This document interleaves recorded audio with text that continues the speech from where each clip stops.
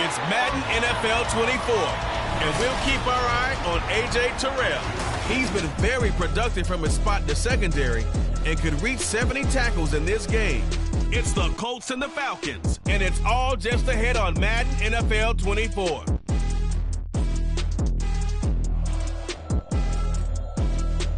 EA Sports coverage of the National Football League is on the air. It is Week 16 in the NFL, and we've got a good one in store, as it'll be the Indianapolis Colts taking on the Atlanta Falcons.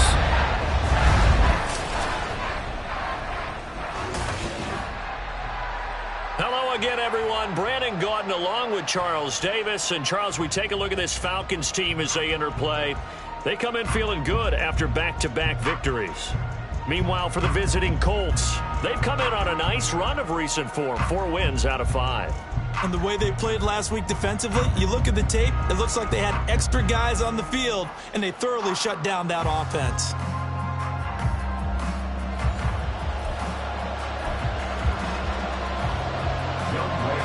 A happy Christmas Eve to all. What a good one we have in store as we are underway here in Week 16. And he'll go down as this drive will start at the 25-yard line. So here come the Colts to take over for the first time, and leading the way is a number 4 pick in the draft out of Florida. Here's Anthony Richardson. And I thought in last week's game, he found a way to win, like a good pitcher, without his best stuff. I mean, he did throw 2 interceptions, offset by 1 touchdown pass. Not the ratio, not the numbers you're really looking for as a QB. But finding a way to win, that's all that really matters. A good run on first down. It's got him very close to the line to gain, just shy of the 35.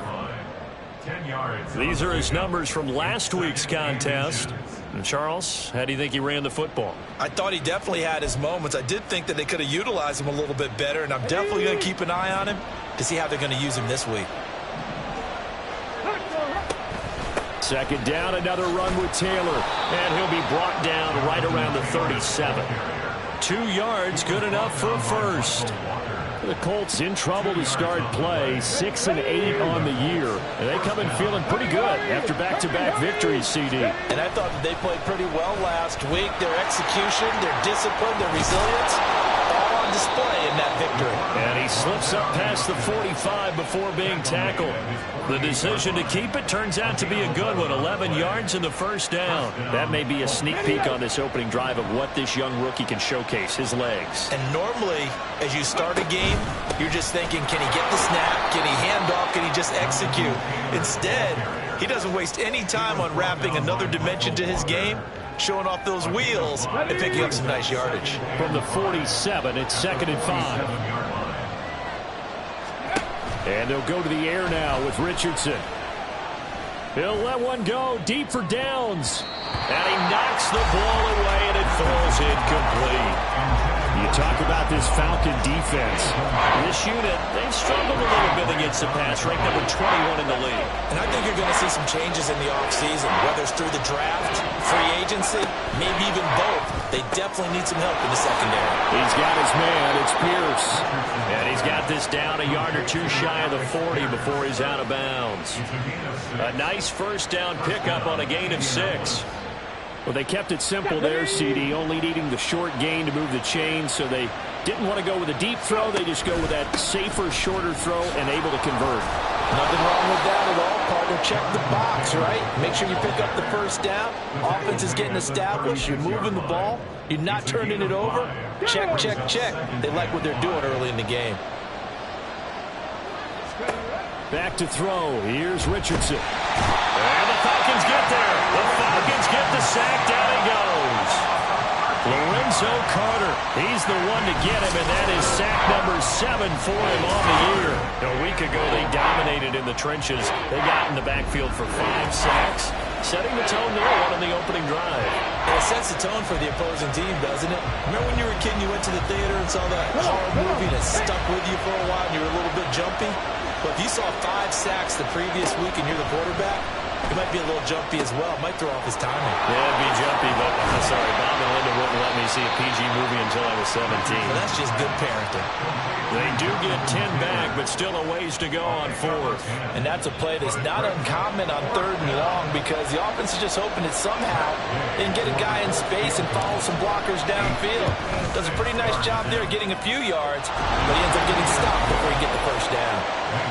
So he's been automatic to this point of the season, and he connects on the field goal there.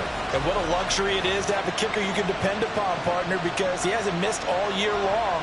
Converts on that one as well. And kudos to you. You didn't jinx him. After the made field goal, Gay back out there to kick it off. And there will not be a return here. It's a touchback, and it'll come out to the 25-yard line. The Falcons ready to go to work here on offense. And at the helm in his 2nd season, Charles, it's Desmond Ridder. Well, he did go 2-2 in the last ball game. Well, actually, he went 2-2-1, with the 1 being the victory. Yeah. That's the bottom line there. But wasn't it funny at practice? He threw one when we were watching, threw an interception, and the defense got on him a little bit, good-naturedly. But they're letting him know, you got to cut down those interceptions. We can't bail you out all the time. Yeah, 2 touchdowns, 2 picks. But as you said, they got the win in that effort last week. Multiple players combined for their team's first sack of the game. Okay, partner, a couple points of interest right here, all right? Offensively, we see that they came out throwing the football, but maybe more importantly, the blitz that came defensively, they got right after it. And you were telling me pregame before we came on air, you think this is something. And now the rookie's free. How about this? He's to the 10. Touchdown, Falcons. B.J. Robinson with his 6th rushing touchdown on the year. And the Falcons are able to answer the early 3 points and take a first-quarter lead. You get in a 2nd and long situation down here in the red zone, I'd say most defensive coaches would think pass, let's bring some pressure. So this is kind of a tendency breaker here to hit him with something on the ground, and he'll take it all the way into the end zone.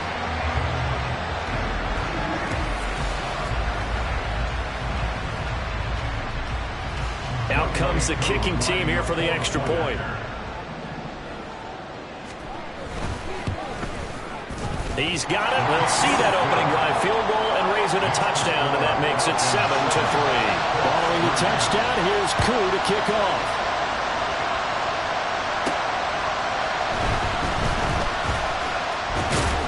And it's a pretty good return here as he'll get this up to the 29. As the Colts offense makes their way out, we take a look at the playoff picture in the AFC. As the season winds down and you look at them in totality, you know, the offense has struggled. The defense has been pretty good, so I would imagine the changes this offseason may be more on the offensive side of the ball.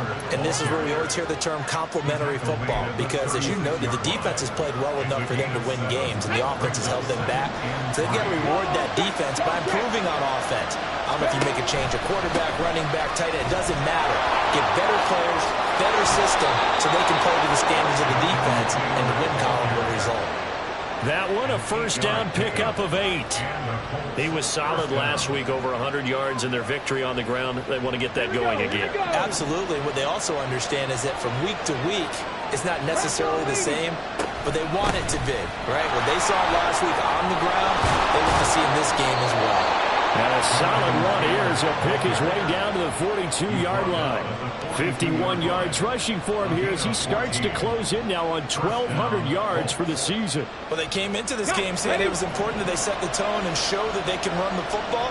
And I believe that they've done that here in the first quarter. First and 10, Taylor now. And very little there. He might have gotten a yard. Yeah, I think he got a yard to the 41. You talk about this Falcon defense. They're right around the middle of the pack, number 15 of the NFL against the run. I still crack up a little bit after we left our meeting with the defensive coordinator, because I said to you, stop me if you've heard this before.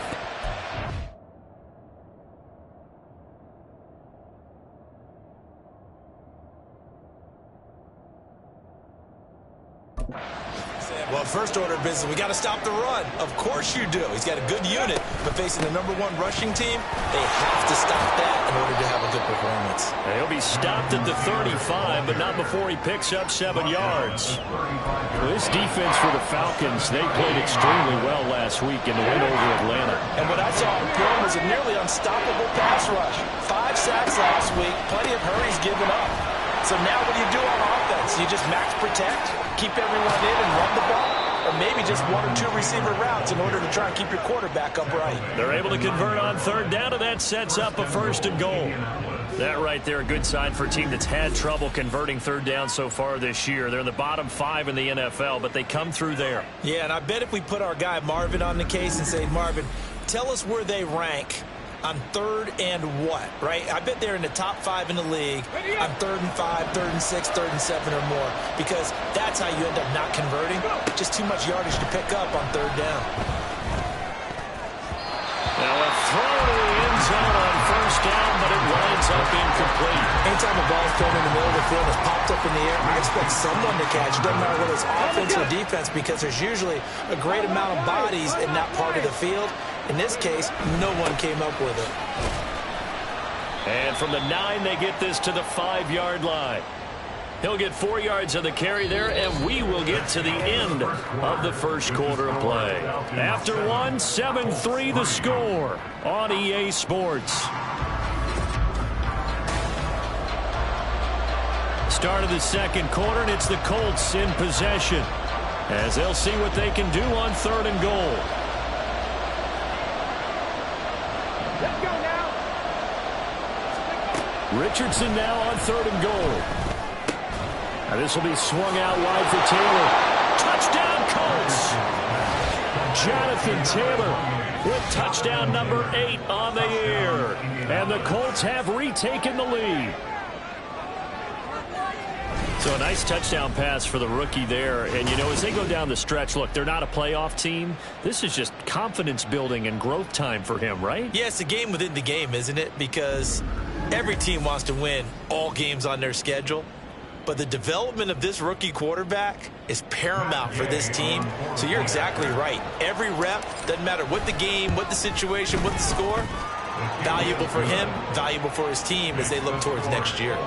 Extra point by Gay is up and good. And the lead is now 10-7.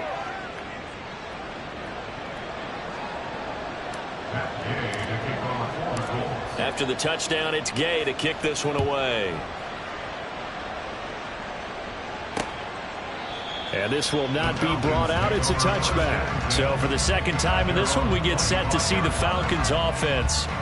A lot of time for this unit to game plan on the sideline after that drive that they watched the other side just score. But remember, last time they were out, they scored as well. We'll see if they can seize that momentum right back. And they have had a lot of time to cool off from reaching the end zone the last time. So have they been able to keep themselves mentally sharp and into this game, even though they haven't been on the field? And you and I both know, one big play, though, gets them right back up to that level. They'll come up now 2nd and 4 from the 31. Green, blue, check. Check white. Black swamp. 2nd down and a run by Robinson. And tackled down after a gain of 3. Leaves him with 1 yard to go on 3rd down. That's some good tackling there to keep him short of that yellow line. Yeah, defensively, all I'm thinking is that on that play, get me to 3rd down. Get me into a position where I can make one more play and get my defense off the field. Robinson will try to pick it up. No gain on the play there. A nice job defensively. And it likely forces a punt situation on 4th. Yes, it's the first half, but we'll see if that stuff there on 3rd and 1 comes back to haunt him. I hope you don't mind, but it's not going to stop me from putting a check mark next to this play. Let's look back as this game progresses and see if this is one of the key plays in the game, even though it occurred early. The punt team on now as Pinion sends this one away. This will be fielded at the 17. It's a 45-yard punt, 6 yards on the return. And the Colts will go on offense here, 1st and 10. Colts taking the field again, running back Jonathan Taylor at center stage. He's been good. His guys are winning. So far, the recipe working here in the 2nd quarter. And he doesn't like to just tote the rock. He wants to carry his team on his back, and that's what he's done throughout this game. Yeah, he's done that. He'll be hoping to continue that trend. And a short pickup to about the 27. It'll be 2nd down. I feel like I could see what he was thinking on that carry. Wanted to follow that big tackle through the hole. Ended up only getting 4 yards on the carry. I think he had designs on that one being bigger. Richardson under pressure, and down he goes. Give the sack to David Onyemata, the product of Nigeria by way of Canada. It seemed like he kept going through those progressions, and I thought he might dump that underneath, but he couldn't get rid of the football in time. I have to wonder if he was thinking while he was back there, I wish there were a lot less progressions on this play. Just someone that I can dump the ball to and get it out of my hands. Decent gain on the scramble at 6, but now it's 4th. No surprise to see him running again here. It's something he's done throughout this season. And that run puts him over 500 yards on the ground for the year. He's got to be thinking to himself, if I'm already at 500, what's to stop me from going for 1,000? On 4th down, the Colts will call on Rigoberto Sanchez for the punt. Cordero Patterson deep for Atlanta. He was only asked to punt once in the victory last week as he sends this one away. A nice punt, but a good run back as well at 13 yards. And the Falcons will be taking over 1st and 10. Ready, play.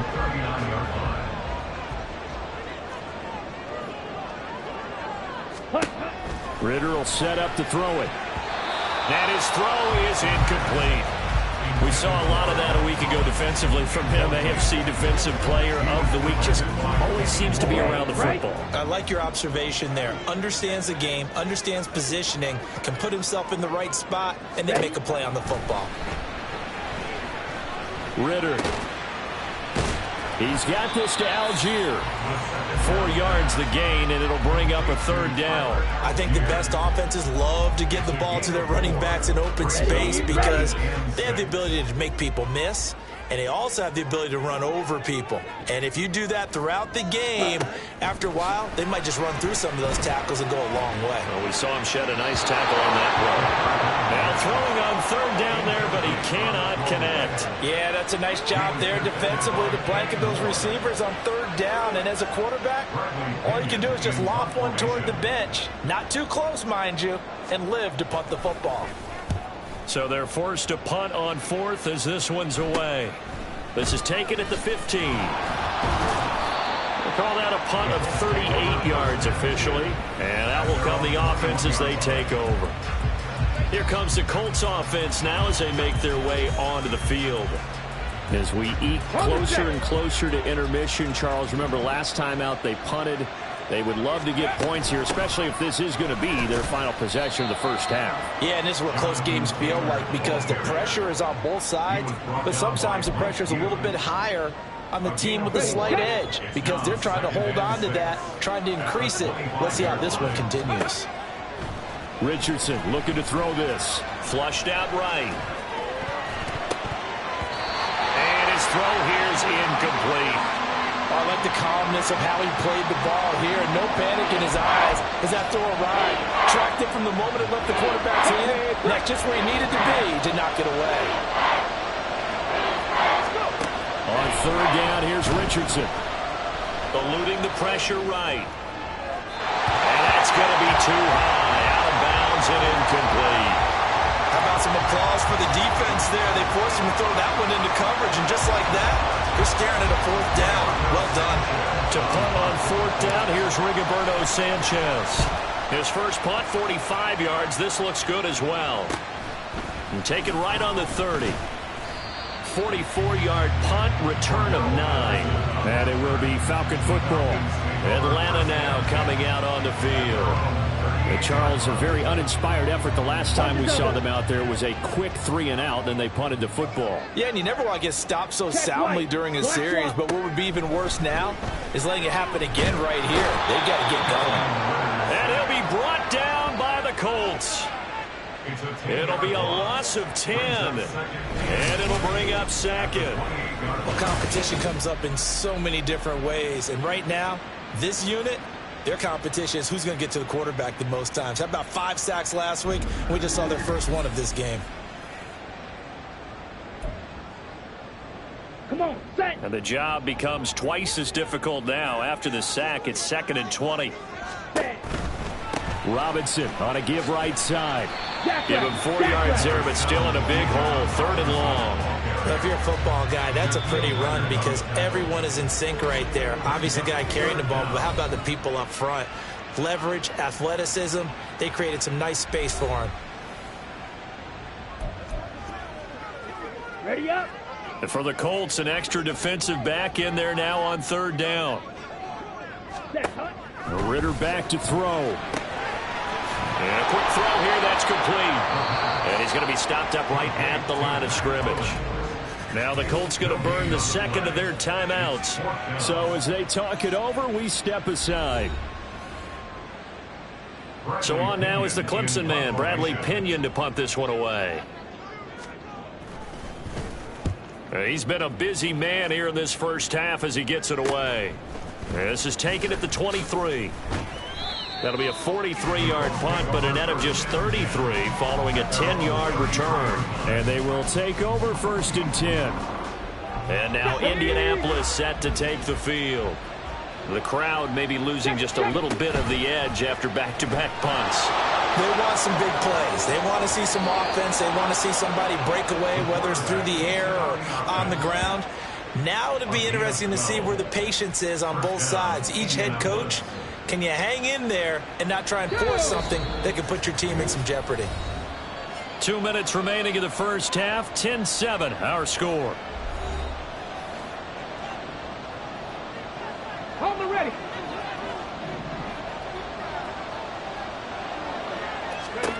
On 1st down, Richardson. Going to Woods, but that pass is intercepted. Picked by Jeff Okudah. And a huge return as he'll take this one all the way down inside the 30-yard line. Well, it's not the first time we've seen him give one up here during his rookie season. And in this case, zone coverage forced the mistake. He's made some strides week to week in how he's handling the different type of coverages that he's seeing. But clearly, there's some growing still to do. Here comes the Atlanta offense now ready to take over here. And now following that turnover, they've got an opportunity here to try to cash in with good field position before intermission.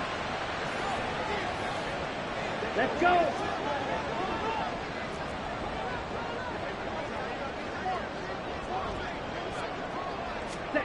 Now Ritter to throw on 1st down. And complete to Drake London. And they'll get this down to the 10. Give him 17 yards that time as that'll move the chains. And Charles, with that completion, I'm told that puts him over 3,000 yards passing now on the campaign. And Brandon, nowadays your leader's usually closer to 5,000 yards on the year, but still, 3,000 yards, a good season. Now the pressure gets there, and he goes down just inside the 20 at the 19. Not the 1st and goal play they drew up. Multiple defenders in to bring him down to the ground. Sacks, a growing theme in this first half. This is 2nd and long. Hut, hut. Ritter now. Into the hands of London. Now the Falcons going to use one of their timeouts as they'll stop the clock with 26 seconds to go until halftime. Ritter throwing on third down. And this is caught for a Falcon touchdown. Mac Hollins, an 11-yard touchdown. And the Falcons will take the lead here in the final minute of the first half. A nice throw there by the second-year quarterback.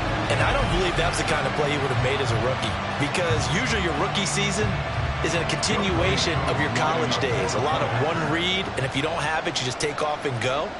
Now he's settled in the pocket a little bit more, reading the field and getting to his second and sometimes third progression. That was a nice play. Extra point by Koo, up and good. And the lead is now 14-10. This taken in right around the goal line. And he won't quite make it to the 25. And the Colts about to go on offense one final time in this first half. And with time quickly fading here in the second quarter, not sure how aggressively, offensively they want to play this. I think we'll find out just how much they trust their guys in this situation if they decide to take a shot. And they'll indeed start on the ground to run that clock. And he'll just push his way forward for a few as the clock will run. And give him 4 yards there. It'll be 2nd and 6. 4 yards on the pickup. 2nd and 6. So we are at halftime here on Christmas Eve. As we'll head down to Orlando, that's where we find our man Jonathan Coachman at our EA Sports Halftime Report. Coach. All right, Brandon, thanks very much. Welcome in everyone to this Christmas Eve edition of the EA Sports Halftime Report. So let's get to it. We'll get started out in Texas, NRG Stadium in Houston. And it's the Browns who are out on top. Deshaun Watson has thrown a touchdown pass. From there, it's off to North Carolina to check on the Panthers at home in Charlotte. And they have the lead in that one over the visiting Packers. Jonathan Mingo, a touchdown reception. Finally, let's get to the country music capital of the world. See what's happening with the Titans at home in Nashville. As you can see, the score there in the second quarter. DK Metcalf, a touchdown reception. It was the former Longhorn Bijan Robinson who was tough to stop in that first half. He had a touchdown run that helped get his guys this halftime lead. This has certainly been a fun one to watch so far. We knew this was going to be a battle, and we have not been disappointed. This is the kind of game that could wind up hinging on which side can play mistake-free football the rest of the way.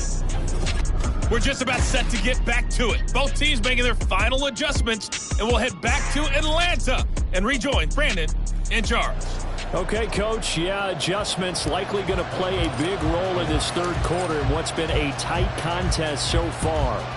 The Falcons back to receive. They've got the lead, and they'll get this football as the second half gets underway. And he will not bring it out. It's a touchback. So we get set to start this third quarter. Here's the Falcons offense now.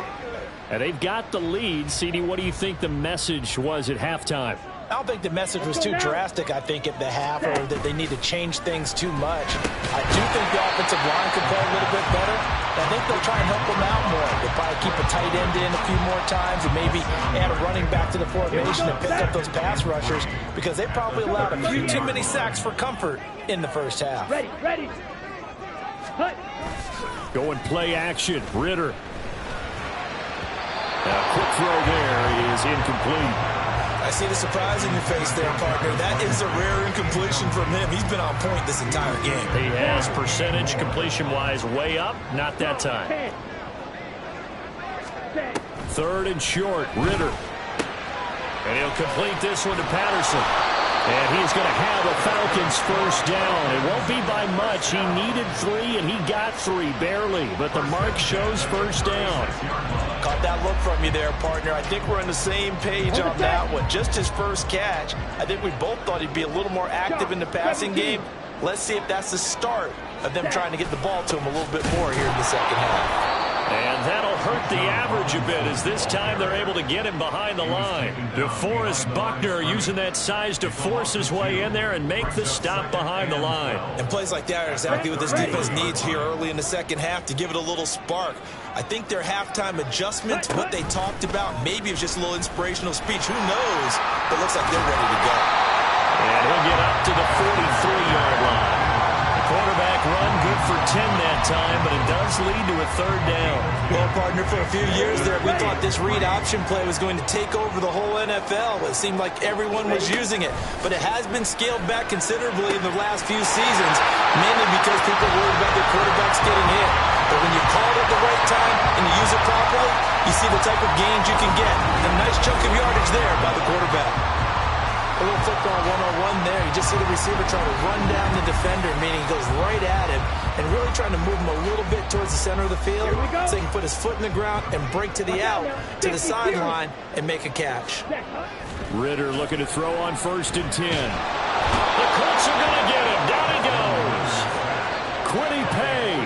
He's the one that got home and takes him down for a loss of 9. This is a little hard for me to compute because I'm watching sack after sack happen. But somehow they're still behind in the game. I would expect all of this defensive pressure to translate to them taking a lead, and thus far, it hasn't happened. Time's winding down. They don't want to waste this type of performance from these ace pass rushers. That's a staple of this offense. Drag route to the tight end. Yeah, he was unable to use his size to break off much more yardage after the catch, but still an effective gain nonetheless. Now on 3rd and long, they'll look to throw. Oh, he tries to force it in, and it's intercepted.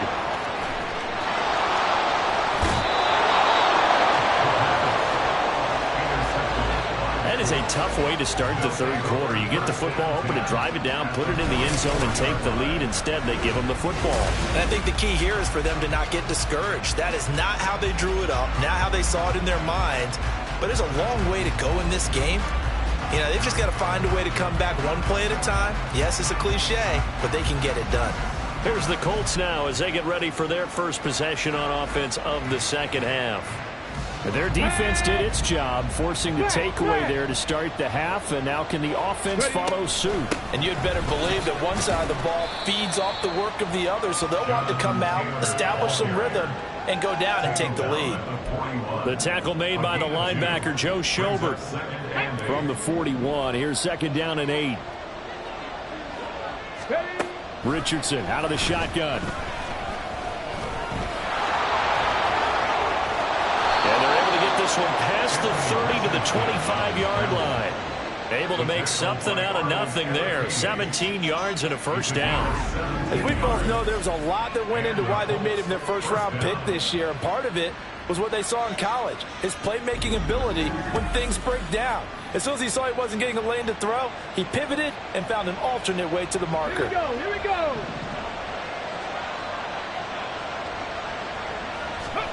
First and 10, it's Richardson. Incomplete. Took a shot, couldn't connect. They decided the opportunity was there and launched a deep ball, but he was unable to get away from the defender, couldn't create space, couldn't uncover at the end of the route, and that one winds up incomplete. Now Richardson. And it's knocked away and incomplete. I think it's high time to get him some passes that he's comfortable with, some easy throws, some completions. He's not even at 50% thus far. But certainly that has played a big role in why they are trailing right now. Off play action, Richardson. All right, rifles one, and that's going to be intercepted. Picked off by A.J. Terrell. And the Falcons are going to take possession here at their own 3-yard line. That pick hurts a little extra because it was 3rd down. You were already in field goal range. You know what he's going to hear all night, all next week? Situational football. Understand what's going on, because you expressed it perfectly. 3 points were in their hip pocket. They had those. Now, those went by the wayside. You cannot make those kind of mistakes. It's what you call a rookie mistake.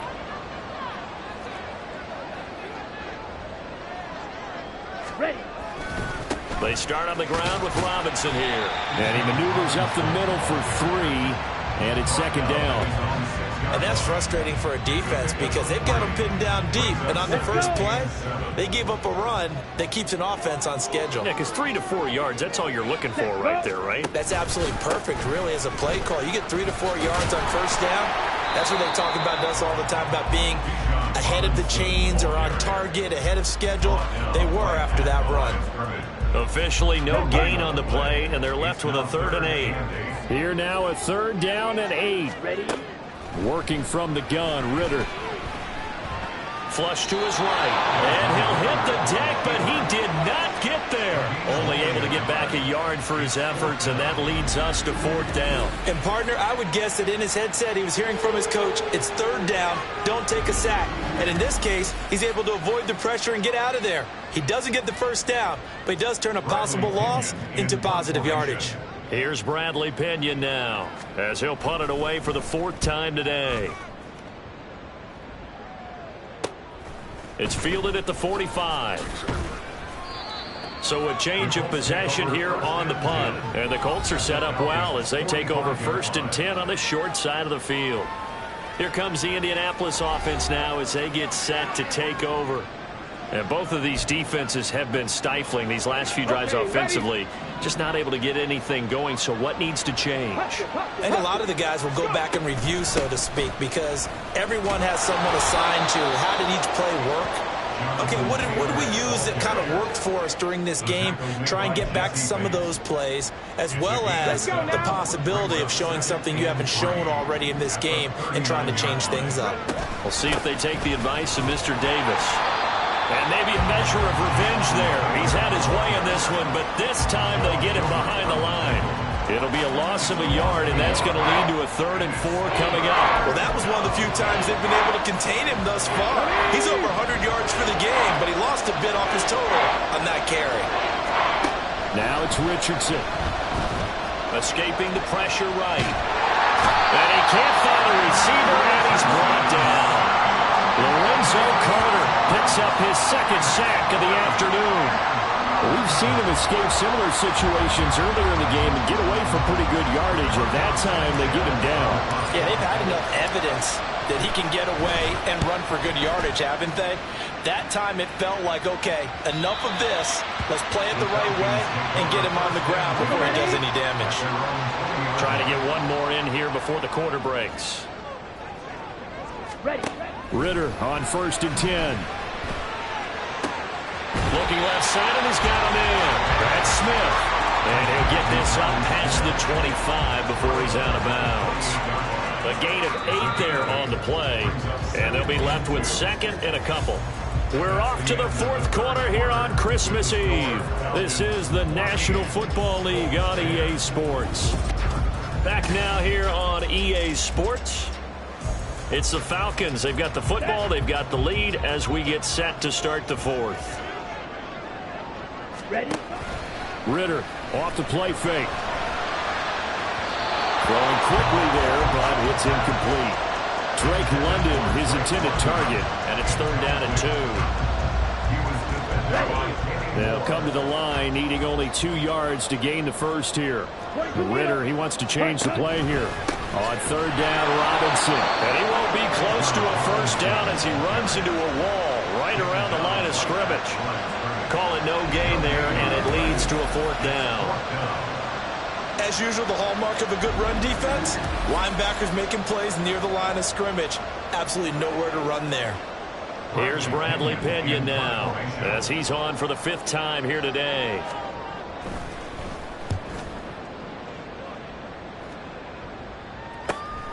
That's taken on the 25. Look at the juke. Call out a 44-yard punt, 5 on the return. And the Colts will go on offense here, 1st and 10. And as this offense makes their way back out, it's AFC playoff race time as we give you a look.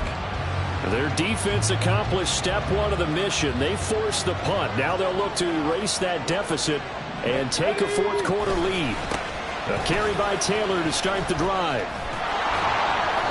And able to break one tackle, but then quickly brought down. But a nice little gain. 119 yards rushing for him so far as his terrific season continues here.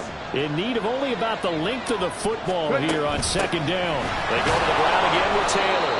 Only a gain of a yard, but that's all they needed. One thing I do know that offensive linemen like, they like a guy who's carrying the ball that will take what is blocked. Not try and create a big play and maybe take a loss, not try and go where the blocking isn't. But if it's just all that's there and you just put your head and your shoulders down and get that, you get the respect of the big guys up front. And he'll get it out a couple yards shy of midfield at the 48. That's good. The completion there for 7 yards, and it'll be second down. Just about every quarterback is trained to really look downfield first before you come back and make a nice, safe throw. And in this case, that's exactly what he did. Found his running back, let him create some space, and it turned out to be a nice play for the offense. Throwing again on second down, but this time it's incomplete. His back has been a dependable safety valve all game, so he went back to him when his first read was covered. Just unable to connect, so the play results in no gain. They'll try and run for the first with Taylor. And I don't think he got there, no. He's short by maybe a foot, maybe. Call it 4th and inches. Try to punch it in with Taylor. And he will have a first down here at about the 40. Give them credit. They knew what they wanted to dial up on 4th. They executed it for 9 yards, and the offense stays out there. Another carry for their leader, and a good one. It's crunch time. They'll need him to continue to be productive in both the run and passing game in order for them to try and snatch a victory.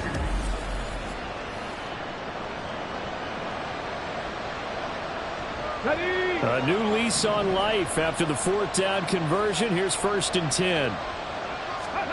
Here's Richardson to throw. Flushed out right. Pass to the tight end, Mallard. And they'll get him down after a pickup of 8. 2nd and 2. Brandon, perfect defense in this situation would have meant that there was an incompletion. They would have picked it off. Okay, so they gave up the completion. But I really enjoyed watching how the defense stayed in sync, stayed in great communication. And as he dragged across each zone, you see him pointing, communicating. There he is, and they passed him up to each defender. Ended up making a nice play, even though it was complete. Play number 9 set to come here on the drive on 3rd and 2. Running straight ahead, Taylor. And he's able to pick up the first before he's taken down at the 27. Just 4 yards on the pickup, but that's good enough to extend the drive. Well, sometimes, Brandon, there's just not a secret to how things get done. He's been running well all game long, and they continue to rely on him in this key situation. They told us they were going to rely on him. They have. He comes through there, a big 3rd down conversion. Back to Taylor on 1st down. And able to use his stiff arm for a little bit of leverage before he's taken down. A pretty good gain. It'll be a pickup of 10 yards. And that'll make it 2nd and a foot or so.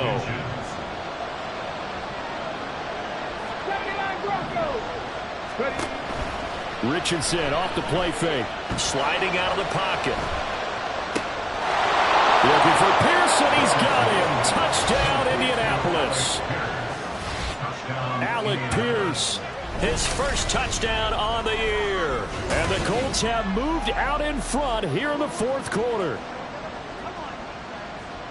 Those are the types of plays in these moments they were hoping for from this young rookie, able to put him up here in the 4th quarter. How about the kid? You just mentioned it. The 4th quarter. This is when you have to make those winning plays.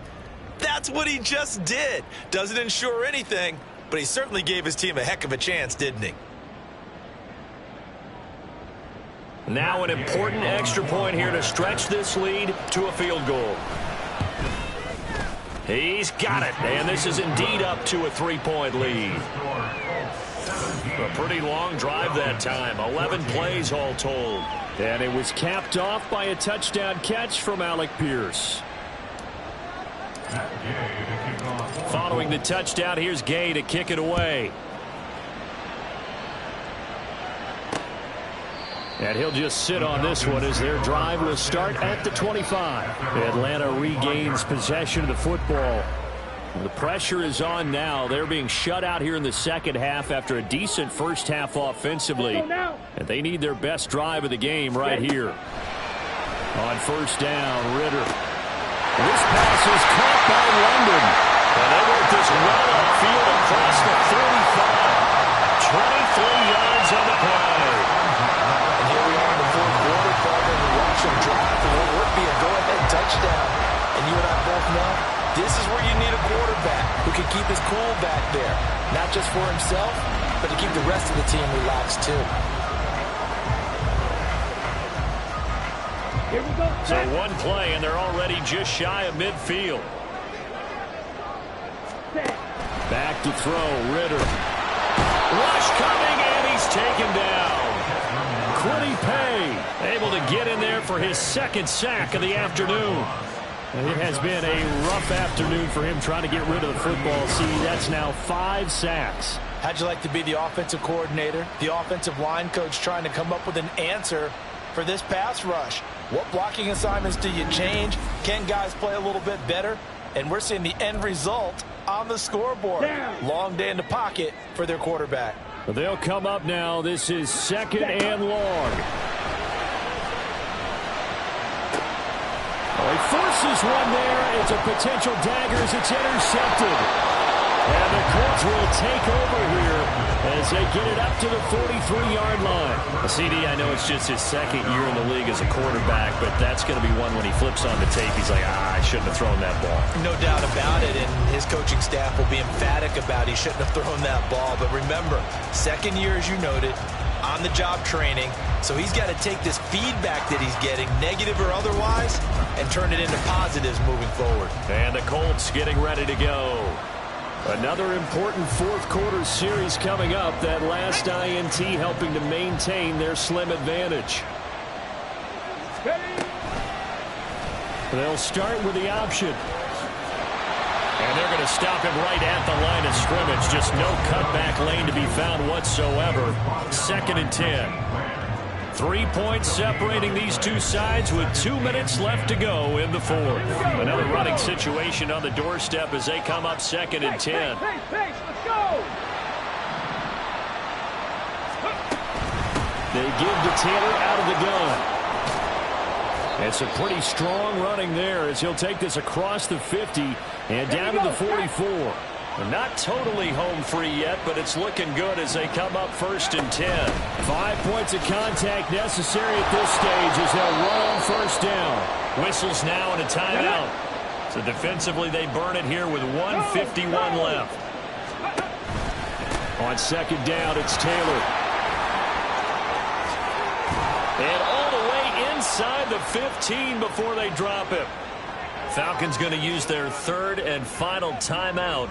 And they'll be disappointed to have to burn one there after giving up the first down.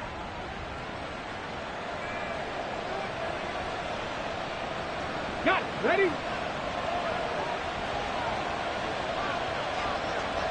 Go. And they'll indeed take a knee.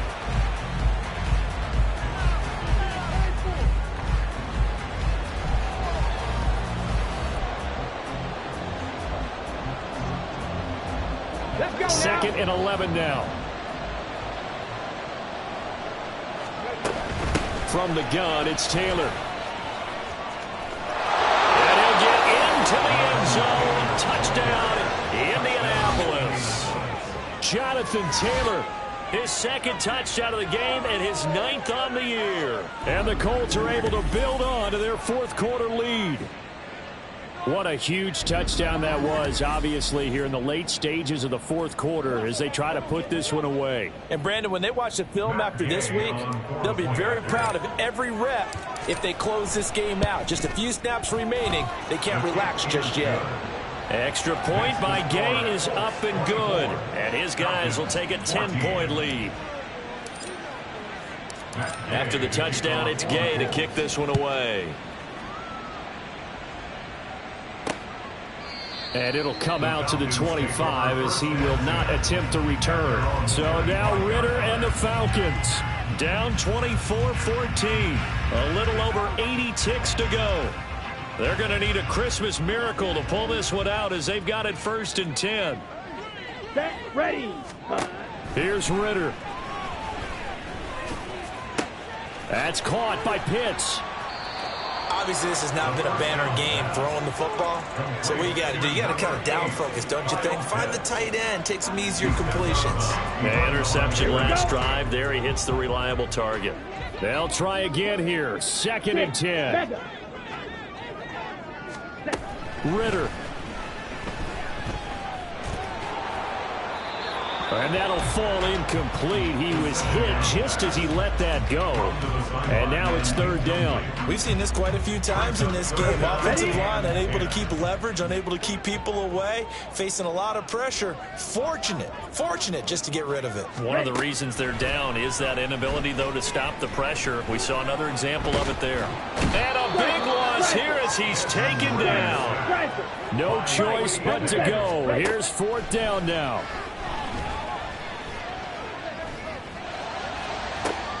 And this is intercepted, and that should do it. Picked off by Julian Blackmon. Moving inside the 20. Boy, so another interception, CD. It feels like he's starting to unravel a little bit. And as you would expect, still a work in progress here in his 2nd season.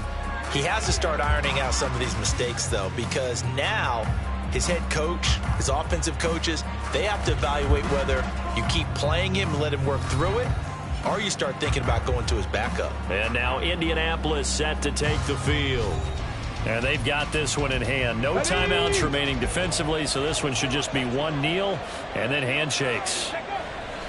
Down to a knee goes Richardson, and that should finish off this victory.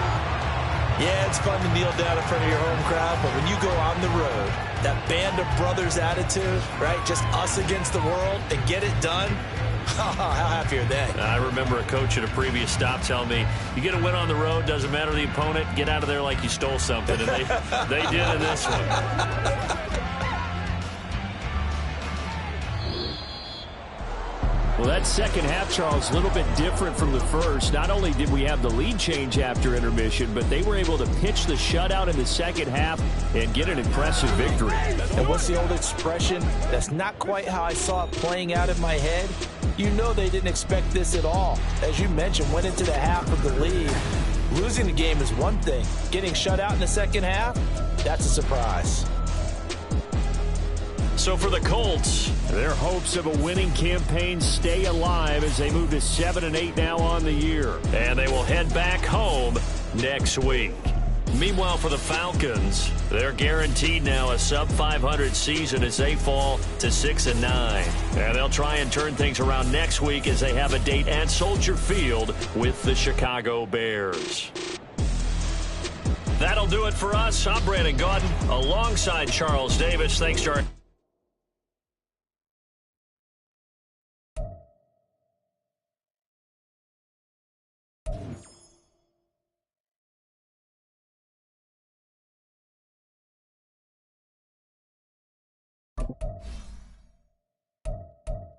Thank you.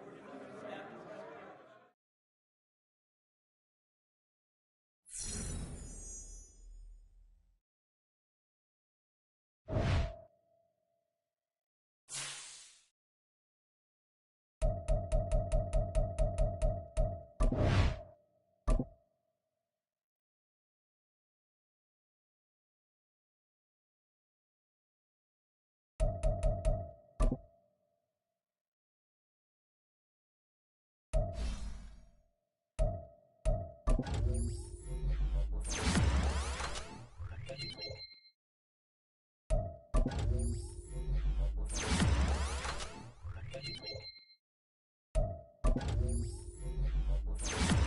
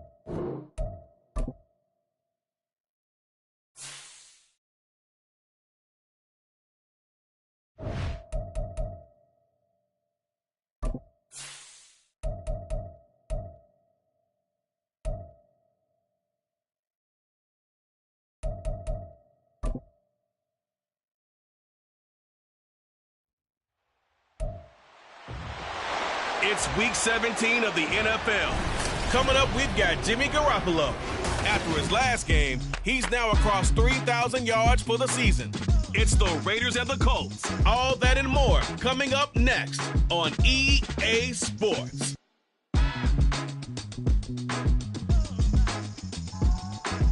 First opened back in 2008, there's a look at Lucas Oil Stadium here in downtown Indy.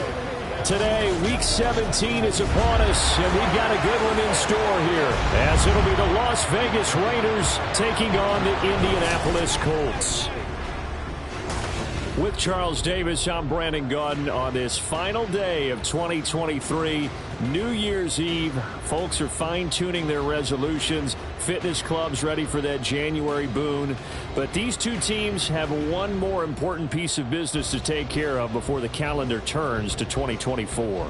And I'll be one of those, trying to get it going in January, trying to get my physical fitness on. But first, we've got a game to get on here. Two teams trying to finish strong before they turn the calendar. And on the flight home, I'll be finalizing my resolution list as well. No run back here on the opening kickoff as we'll start at the 25. The Raiders offense heading out with their new man under center for 2023, the former Patriot, former 49er, Jimmy Garoppolo. And there was a positive in last week's loss. No interceptions thrown by him. But he only threw one touchdown pass, and you know he wants that to improve. He might even consider that as part of the reason that they couldn't take the win last time out. Here we go. I believe we'll see a more aggressive version of him this week whenever they're nearing the end zone.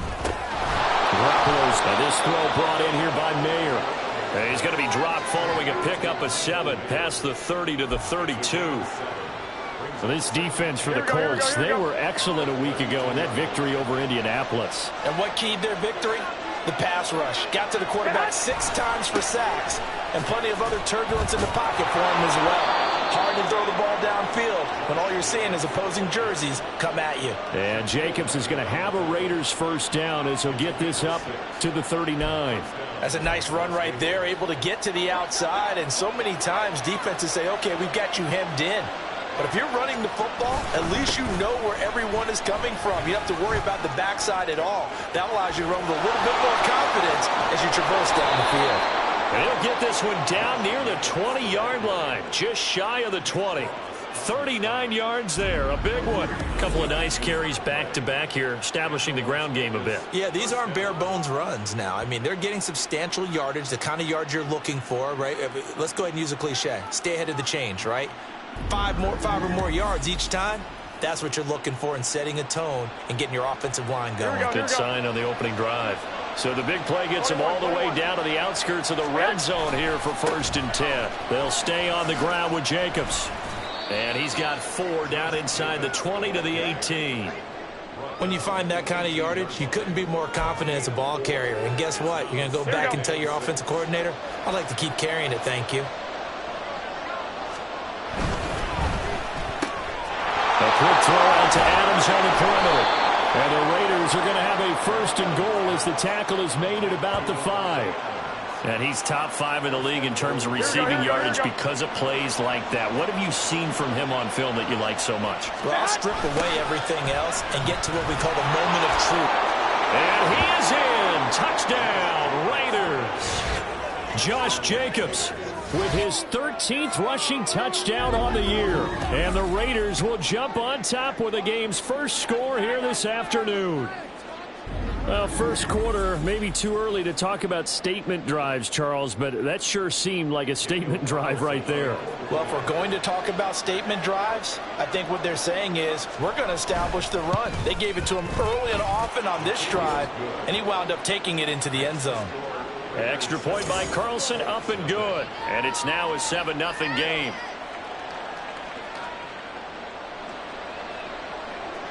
Set now to kick this one away, and off it goes.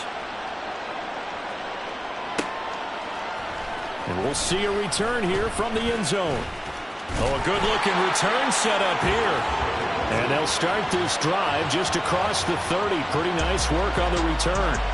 So now the Colts will get their first opportunity with a football. And a glance here at the man calling the plays under center, their 6'4" quarterback.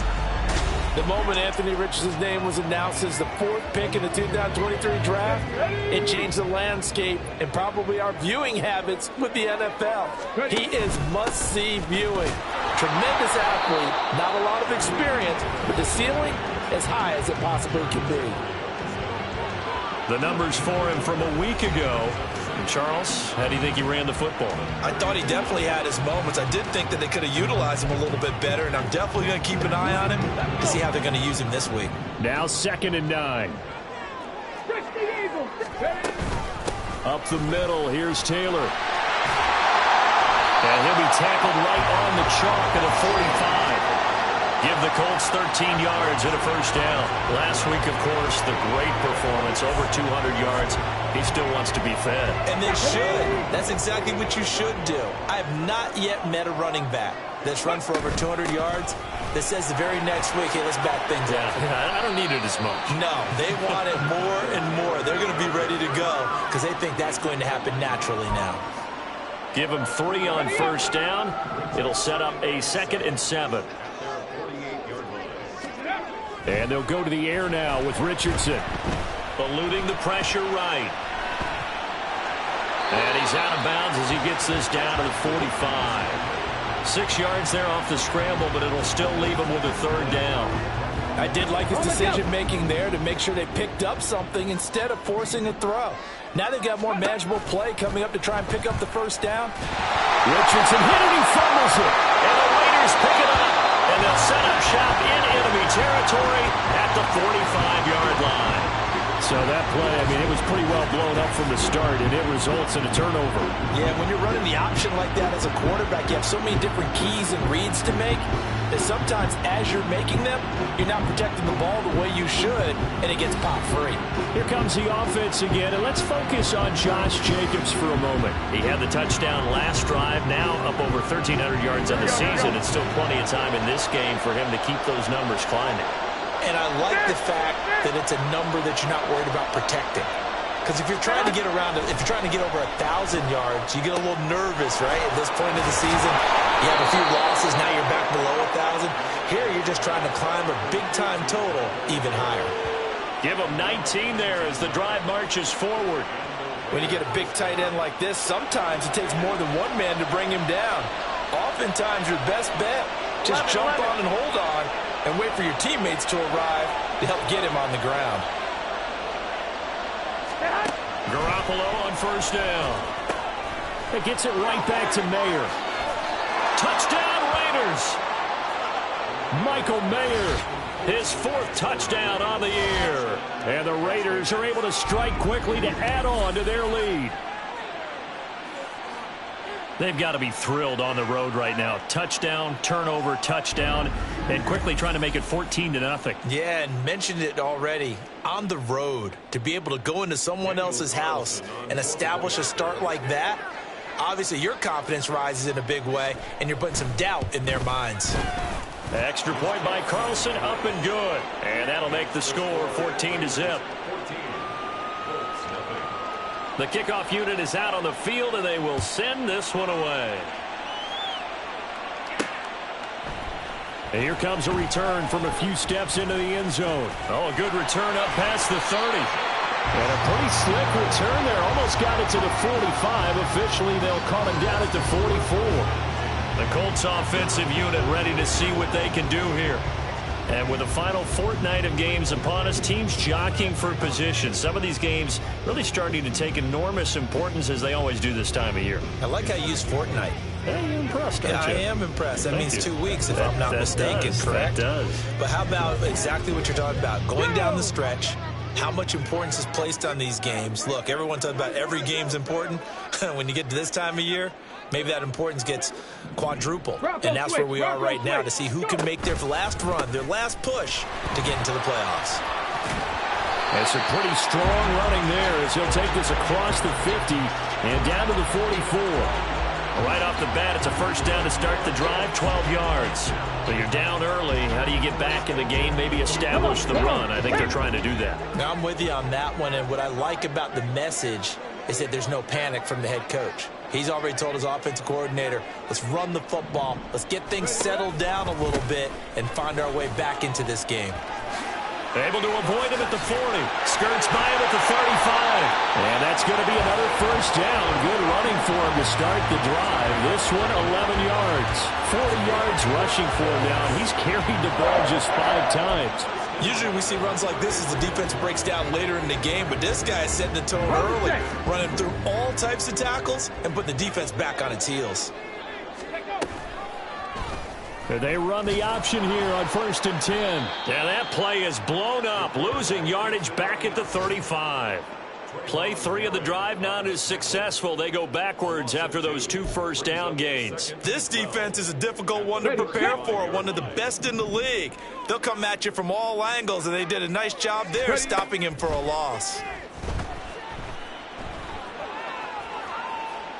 And he'll throw this one away. I don't think he's out of the pocket, no. Here comes the flag. Intentional grounding, offense. Yeah, he hadn't gotten far enough away from the pocket to throw that football away, and that draws the flag. Yeah, the old tackle box, right? Get outside of each tackle, and then you can go ahead and throw it away, and you're in good shape. But if you're back there in the pocket, you got to make sure of what you're doing. From the midfield stripe, they'll look to throw. Flush to his right. On the run, he'll let this go deep right side. And he bats it away, and it falls down incomplete. Almost feels like anything you can do, we're going to try and match or do better. We've already seen 1 touchdown pass from the opposition. They tried to equal it on that throw. As Sanchez on to punt here as he sends this one away. And he didn't quite have the backspin on that one. It hits at the 4 and continues into the end zone. It's a touchback. Now the Raiders offense, they get set to head back on the field. And the stakes in this game certainly high as we get toward the end of the regular season. For now, they are holding a wild card spot, but there are no shortage of other teams in the NFC looking to take that spot from them. Starting with the guys on the other side of the field because they're on the outside looking in, and no one likes to be in that position. You want to be in the room, not looking inside to see everyone else having fun. Looking to throw, Garoppolo. Throwing the slant, and he finds Mayer.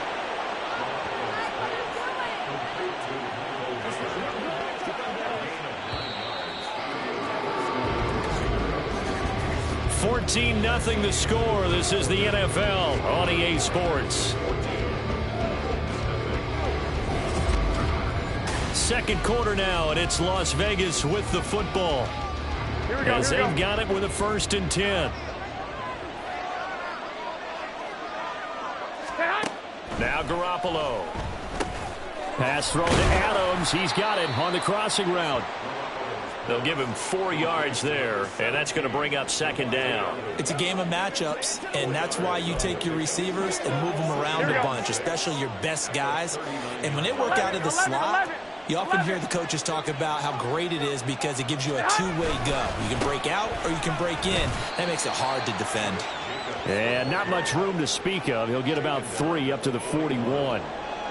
Some of the most unselfish players on any football team, defensive tackles, because we ask them to just eat up blocks and allow other people to make tackles. But when he can make a play himself, as we just saw there, that's a big day. Throwing now is Garoppolo. Short throw, that's hauled in by Mayer. And he is going to have the Raiders first down by about 3 yards or so as they wind up getting 7 there on 3rd and 4. And that one was a lot of fun right there because that was the game within the game. 3rd and short, blitz was on. What's the key for the quarterback? Get out of your hands in a hurry. And that was a quick little completion. Got the job done for a first down. Here we go. 2 first downs have him up near midfield now on 1st and 10. Here's Jacobs on 1st and 10. And he's going to get a solid gain of 9 before being brought down. 2nd and right at a yard.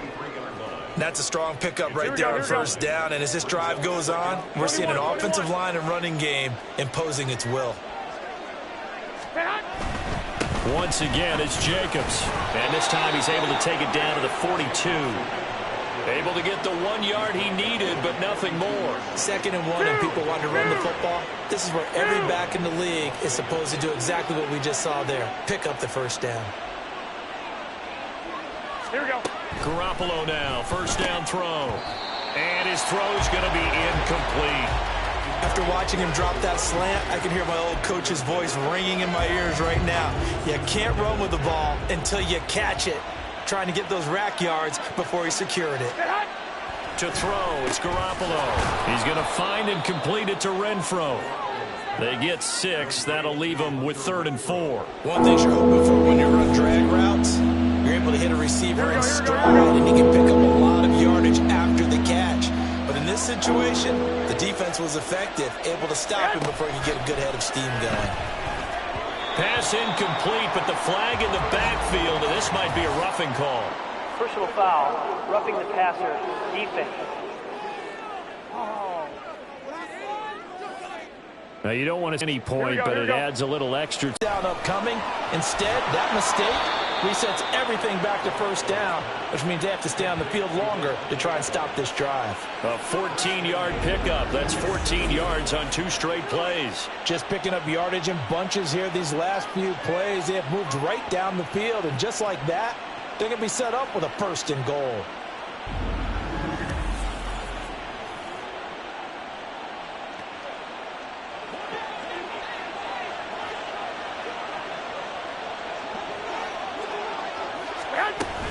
Here's Jacobs. And this is going to result in losing yardage. They're driven back to the 8-yard line. That's going to go as a loss of 1 on first down. And that's what I'd like to see out of this defense, a little fire, a little toughness. It hasn't been the best first half for them, but they did do a nice job there, forcing a loss on that play. One more time with Jacobs. And they'll lose yardage here. They go backwards to the 13-yard line. It goes as a loss of 6. And now 3rd down. On goal-to-goal runs, when you create lost yardage plays, the only way that happens is either called pressure or what I like to call straight-ahead pursuit. A great read, and they get to the backfield and make the play. And that was a big chunk of yardage lost. They converted twice on 3rd down that drive already, but couldn't make it a 3rd. We always talk about in-game adjustments. How about what the defense did there, able to shut them down on that attempt?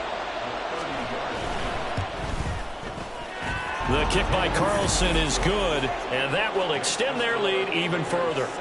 So 3 points there, and they continue to build this first half lead. Yeah, every little bit helps, and the more that you can put together drives and start controlling the tempo, controlling possession, finishing with points, the better off you're going to be.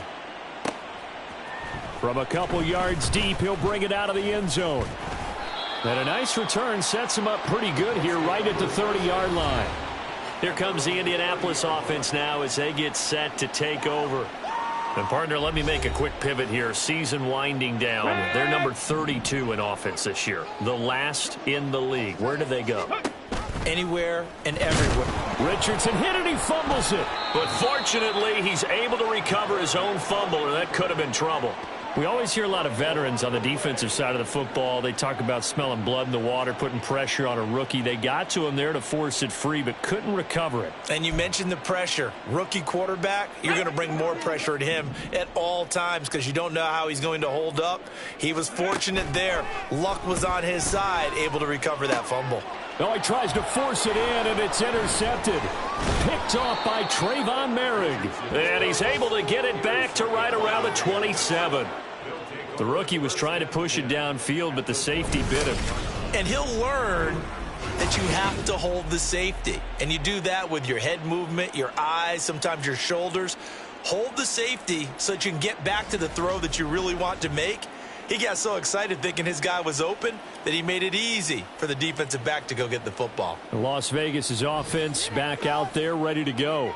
And they'll have good field position here following the interception and a chance to build on their lead as they start with a 1st and 10. And now a throw on 1st down there, but it's incomplete. I think we can all understand what they're thinking right now. They take over the ball in field goal range after the turnover, so they've got that in their hip pocket. But they've got to go for the end zone and turn this into bigger points. Their thinking is a touchdown is really what they should get from starting here. Getting 3 points at the end of this drive, that would feel disappointing. Here's a throw dropped off to his fullback.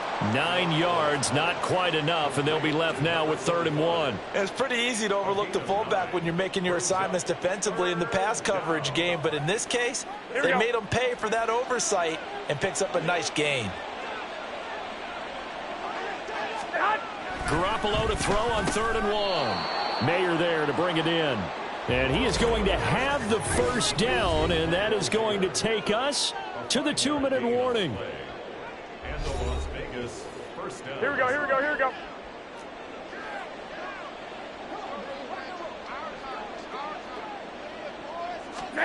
Looking to throw. Garoppolo. Very quick throw. He's got Myers. So give him 5 yards there on the pitch and catch, and that'll make it 2nd down. Here we go.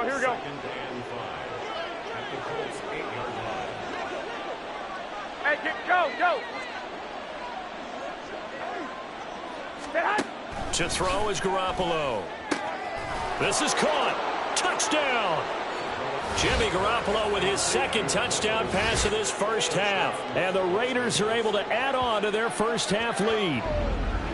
In the 2nd quarter, and already his 2nd touchdown reception.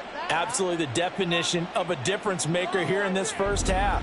Clearly one of his quarterback's favorite targets in this game, and I figure he's going to draw a little more attention and coverage moving forward. Carlson on for the PAT.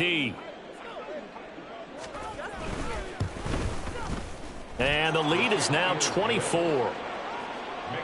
So that drive spanned 5 plays. And it was finished off by a Michael Mayer touchdown grab. And here comes a return from the middle of the end zone. And that decision to bring it out ends up not being a good one. Cost him about 5 yards as he's tackled at the 20. The Colts set to take over here offensively. And Charles, we'll see what they can do here. Not a ton of time left, but enough certainly to get points out of this drive. And they need them right now because they're trailing. Yeah, and this is exactly why you practice a 2-minute drill all through camp and at least one practice each week before a game. A minute left, more than enough time to string a few completions together, reach the end zone, and then make that walk back to the locker room just a little more animated. Trying to shake off the interception. He'll look to throw. Oh, he dropped it. And that's pretty indicative of the way this one's gone. This defense not going to make it easy for you. They're a physical group, and we just saw it there on that play. It came in, made the contact, just as he's trying to haul it in. Now it's Richardson. They'll set up the screen to Taylor. And he'll get to the 29-yard line, brought down there. 9 yards, not quite enough, and they'll be left now with 3rd and 1. Now they got to get to the line quickly.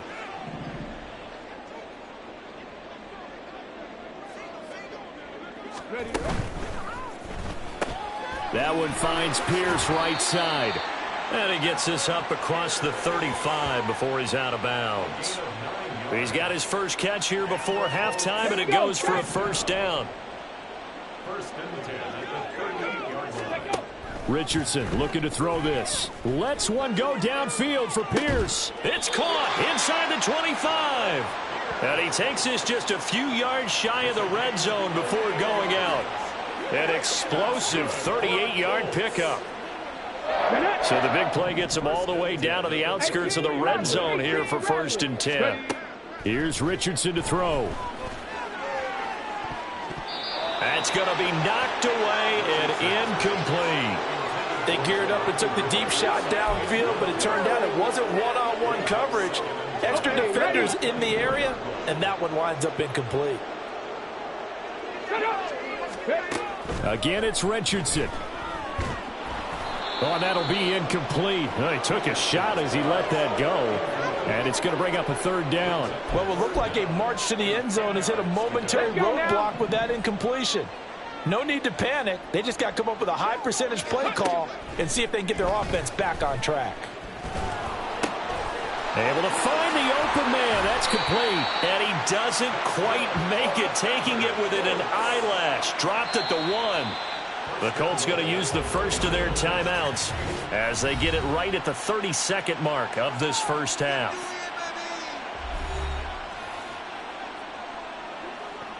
This is 1st and goal and a golden chance to get a score back here before halftime.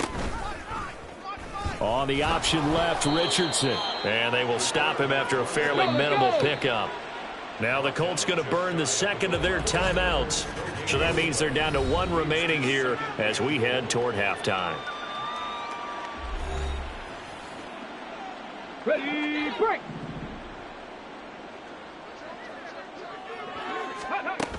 Taylor is into the end zone. Touchdown, Indianapolis. Well, he finishes off the drive with a touchdown run, Charles. Remember, he also had a catch on this drive as well. And that's what running backs want to be in today's NFL, a complete back. 3 down, stay on the field, run it, and catch it. And he gets it done.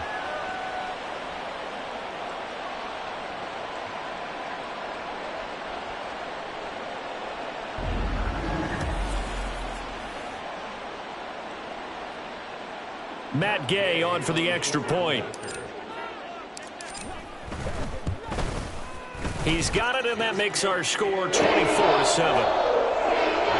So that drive consumes 9 plays all total. And it was capped off by a Jonathan Taylor touchdown. So not much time to speak of remaining in this first half as the kick's away. And not wanting to risk anything here late in the half, he'll just take a knee, and they'll bring the football out to the 25. The Raider offense heading back for one final first half drive. And with a 3-score lead already, this is not time for a momentum change, so I'd imagine they'd be happy to just take this into the locker room.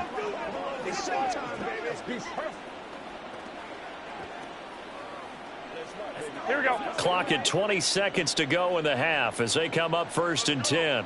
13. And they're just going to run it here up the middle. And he'll work this back to right around the line of scrimmage and surrender there. No gain on the play. It'll be 2nd down. No gain on the play. Brings up 2nd and 10 at the 25-yard line. So we've reached halftime here on New Year's Eve as we send you down to Orlando, where Jonathan Coachman has our EA Sports halftime report. Coach.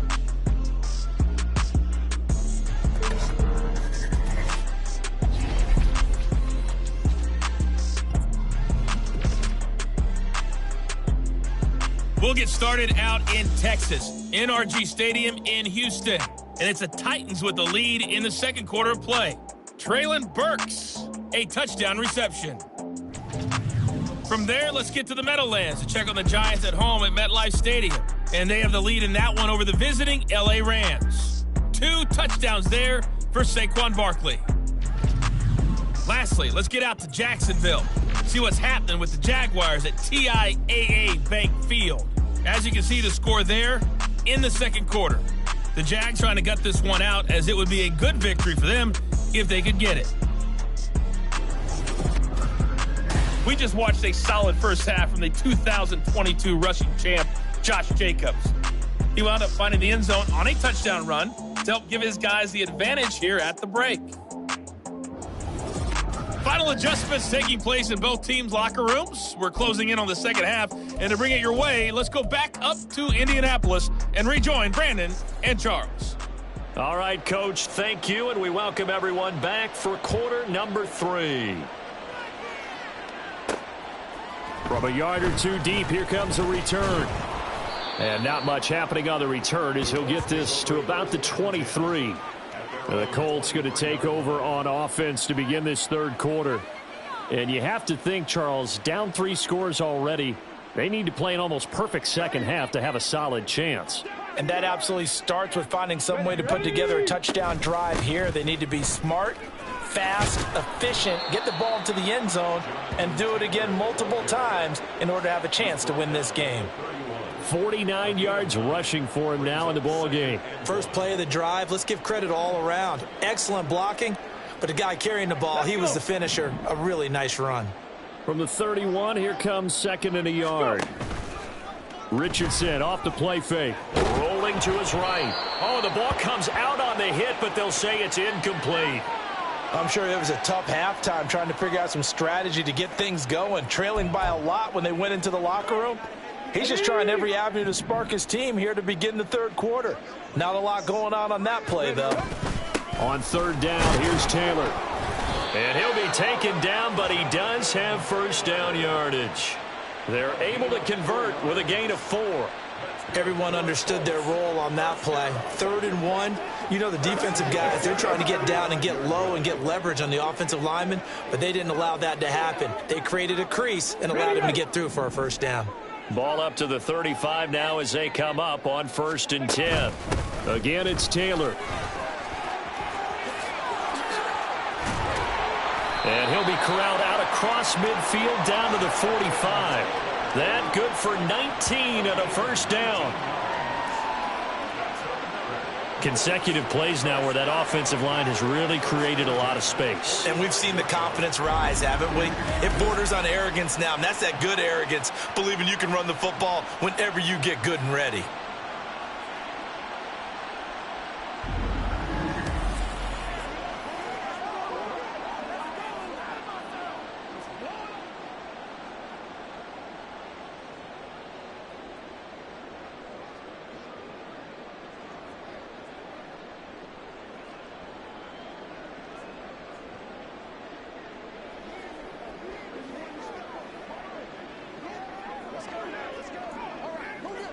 So here's a 1st and 10 now in Raider territory at the 45-yard line.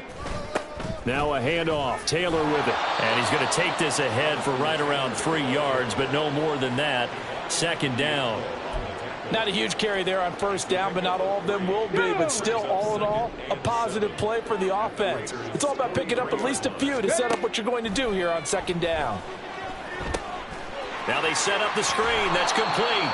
And he'll go out of bounds after taking it a little further down inside the 40. Boy, that was certainly well-read defensively. And the key to any screenplay is space to work. And there was none to be found there. And they tackle him for just a short gain. On the handoff, this is Taylor. And he will be very close to a first down, but I see the closed fist of the referee. And that means 4th down. They'll run for it. It's Taylor.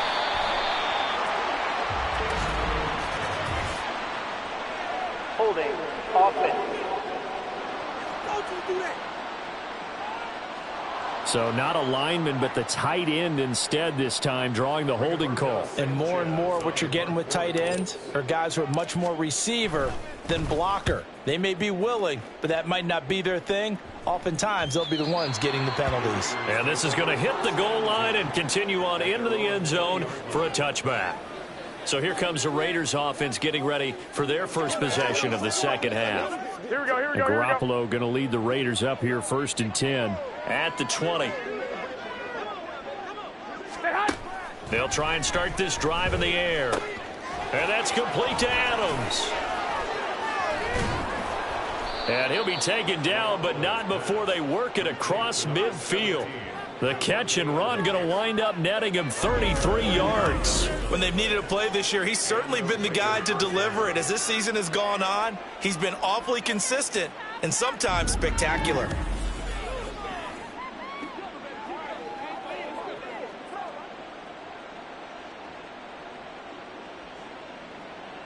Here we go. So here the we go. line of scrimmage moves all the way across the 50 now as they come up 1st and 10. On play action, it's Garoppolo. He gets this one to Johnson.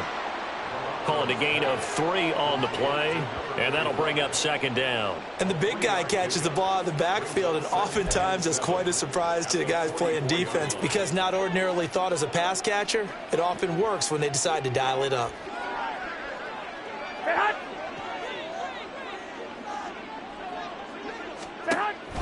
On play action, now Garoppolo. And he'll be brought down by the Colts. Quiddy Pay in there to drop him for his 11th sack of the year. And that'll be marked down as their first sack of the game. Well, they had 6 last week, and this offense did its homework, didn't it? Because they saw all that pressure, and they really worked hard to tamp it down and beat it back. And they did a great job in the first half. But now they've gotten their first sack here in the second half. Look out. They'll try to increase the pressure. 1 first down here, and that's all, folks. Good work by this defense to hold things in check and force a punting situation. This is away, but boy, headed straight for the sidelines. And they'll play keep away from the returner as this one will be marked out of bounds at the 13-yard line. Pretty good spot.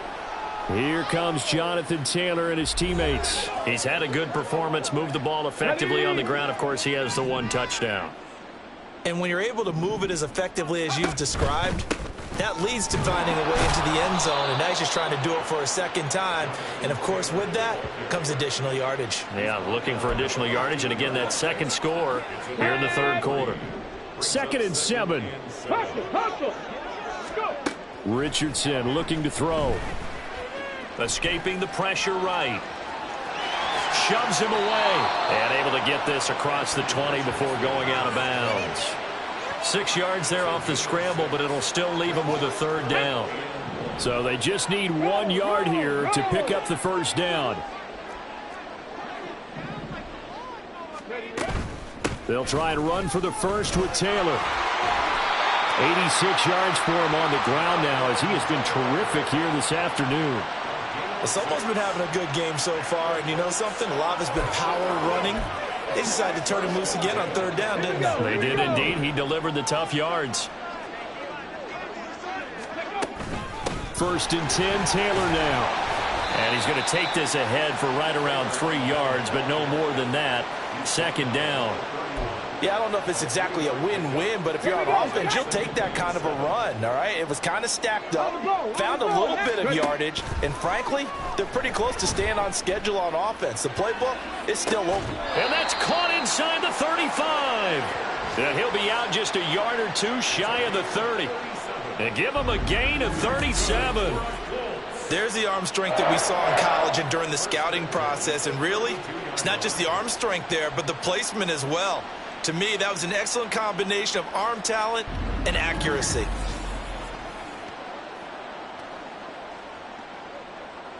So the big play changes the complexion of things. Here's 1st and 10 just outside the 30. Running straight ahead, Taylor. Marcus Peters up to make the tackle. Oh, that was a thing of beauty right there. Look at how quick those blockers fired off the line once the ball was snapped. That was an O-line on a mission, all in sync, and the defense is lucky that play only picked up 5 yards. Flushed out right. This ball tipped, and it's going to be incomplete. Fortunate maybe to get that back. It's 3rd. Well, defensively, they haven't let him just sit. Early, you're trying to keep the quarterback hemmed in. In this case, they brought the heat, and if he flushes out, they're fine with that, and they force another incompletion. And now the 3rd down throw incomplete as well. The Raider defense strong on that one in coverage, and now it's 4th. Back-to-back incompletions of what was once a nice drive stalled out here. I'm going to give credit to the secondary partner. Never gave up as they gave up a few yards, and they came through on that play to deny that pass and force the fourth down. So that maybe not exactly what they were hoping for, but it does get them back within a couple of scores. And at this point in the third quarter, you don't have much margin for error, and that means you can't have drives that end with nothing. Whether it's a punt, a turnover on downs, those have to go away. You have to end with a kick, either a field goal or an extra point after a touchdown. Abdullah's going to stay put, and the drive will start at the 25. So out come the Raiders. This is sort of what you would call a put-away drive. As they score here, especially a touchdown, it's almost out of reach. It certainly feels that way, and I think that they're going to call their plays accordingly, because what you really want to do, even though you know the scoreboard is still up there and the game's going to go on, I think you can take the spirit away from another team, that their drive and will to come back and win can be taken with another score right here. Still third quarter, but you just get that feel. Yeah, they're teetering right there on the brink, aren't they? And they're not going to get to the line to run another play. So we will switch ends as the third quarter has come to a close. We'll return with more after this. This is the NFL, and it's on EA Sports.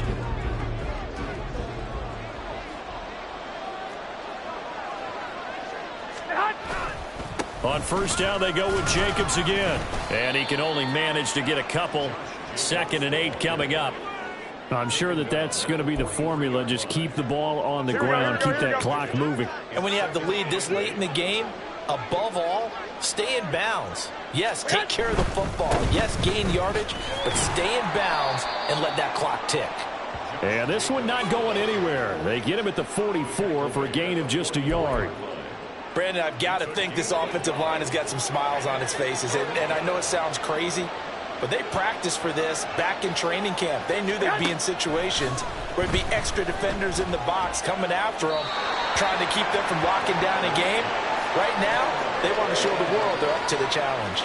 Critical play in this football game, because if they pick up the first there, that clock keeps rolling. Has to be a little frustrating for them, because they know that if they pick up a first down there and continue to eat away at the clock, really increases their chances of closing this one out.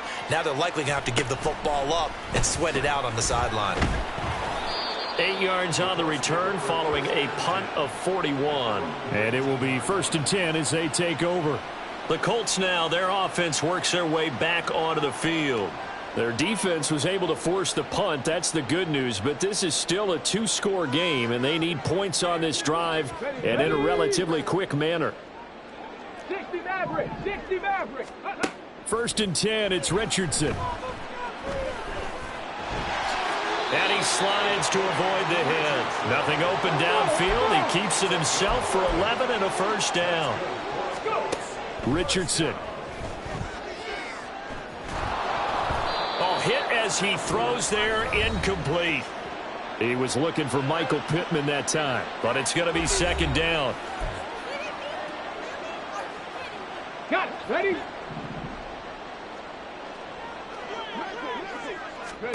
Back to throw. Here's Richardson. They'll try and set up the screen. It's complete. And they get him down, but not before he takes it across the 40-yard line. And quickly, they get to the line. First down.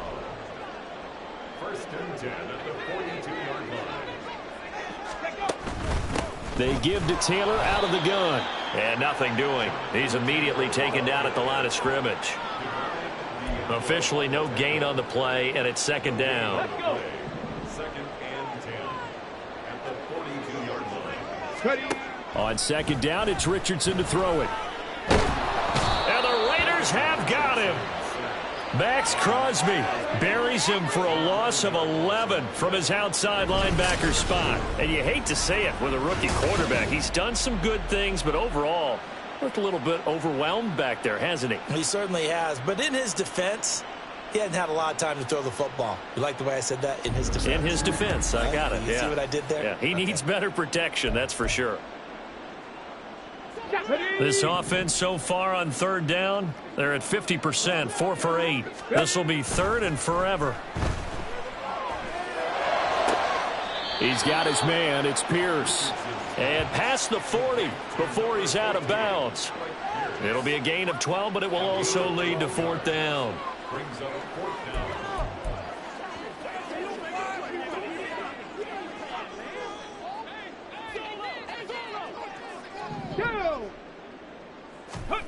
Fourth down, desperation time. Here's Richardson. And he's brought down. Can't do anything with a football. It's a sack and a turnover on downs. The Colts unable to convert here on 4th down. And the Raiders with the football now in excellent field position. So they really needed points here in a 2-score game. Could not come away with anything there on 4th. And while we know they're a little bit discouraged here, they can't check out of this game. You and I have called a good number of games over the course of our career where we've seen these types of situations. Teams get the ball back, and that miracle does occur. So they can't let that dream go just yet. They have to get stout on defense here. Yeah, right now really hoping for a turnover.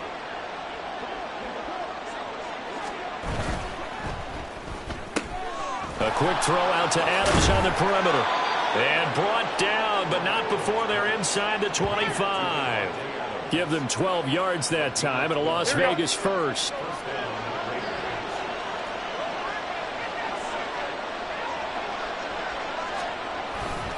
A handoff, Jacobs running to the left. Fighting his way through contact. And he'll be out of bounds about a half to a full yard shy of the 5. 96 yards rushing for him so far in this one as he nears 1,400 for the year. Here we go. A good chance now to put this game on ice. This is 1st and goal.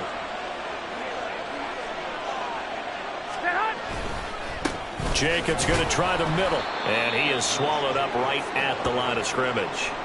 No gain on the play that time, and it sets up 2nd and goal. Here we go.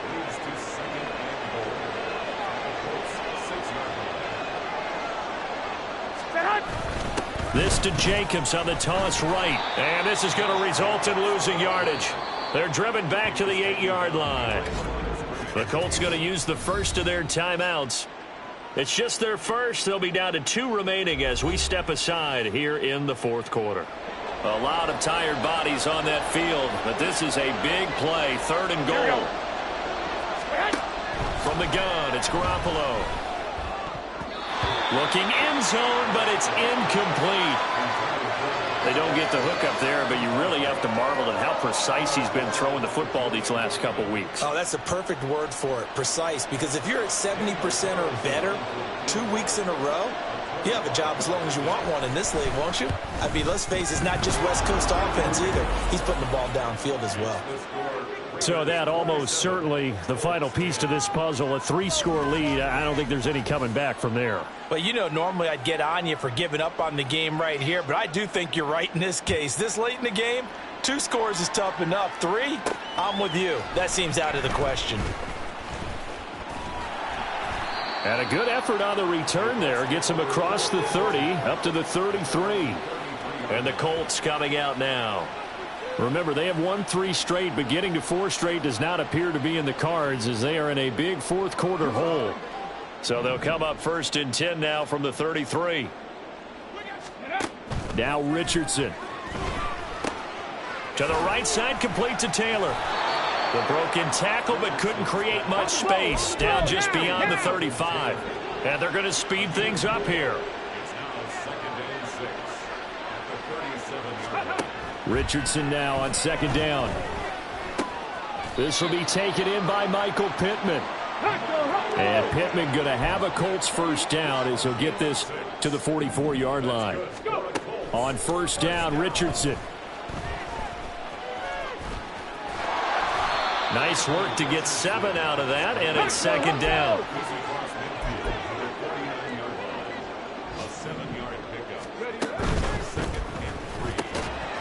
And that falls to the ground, incomplete.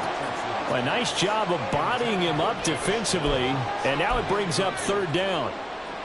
And that's another play that's painted the picture of this game overall. It's been a blowout. It's been continually fueled by big turnovers and stops for one side and an inability to advance the ball from the other. And he is going to have a Colts 1st down by a couple of yards as they're able to convert here on 3rd and 3. So the Colts in possession of the football as we get you reset. They've got a 1st and 10 as they search for a late score. Check smash. Ready. Richardson to the air on 1st down. That's caught. It's Josh Downs. They're going to need to get up and set in a hurry. It's a pickup of 6. And Richardson back to throw it. Eluding the pressure right. And he's got this down almost to the 20 before he's dropped. A nice job there on the escape and scramble. A 1st down, a 16-yard gain. He's been making himself a weapon as a runner, and the results, they've been welcomed by his offense. My question is about the defense we're watching right now, partner. Even after he got him with a scramble earlier this drive, they still aren't devoting enough attention to him. I would expect that after that carry, they'll do a much better job going forward, spying on him on passing downs. 1st and 10, Richardson looks to throw it. And did he get the feet down? Yes, touchdown. Josh Downs from 21 yards away. And the Colts have got it back to a 2-score game here in the 4th. And that touchdown puts us in a position to have a discussion, doesn't it? Now it'll be a 2-score game after the conversion. Yeah, I mean, there's no doubt with a 2-score game they're going to have to onside kick it. We'll just see if they've got a miracle up their sleeve. And you wonder what onside kicks they're going to use and in what sequence if they hope to have a chance to win this game. Extra point by Gay is up and good. And the lead is trimmed down to 10. So 2 scores down. Time definitely not an ally, but here comes the onside kick.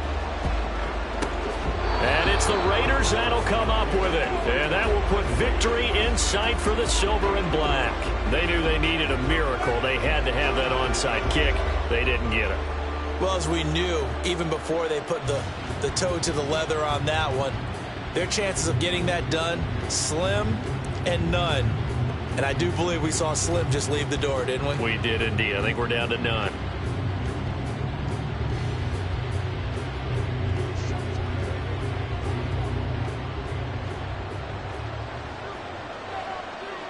Here we go. They've got to have 2 hands on the football here as they run on 1st down. And he is going to be stopped cold behind the line of scrimmage. Now the Colts going to burn the 2nd of their timeouts as they get the stoppage with a little over 50 seconds left to go in the game. Got to figure the rush is going to be fierce again as they come up 2nd and 13. He's going to get it again. Just looking to get forward and protect the ball.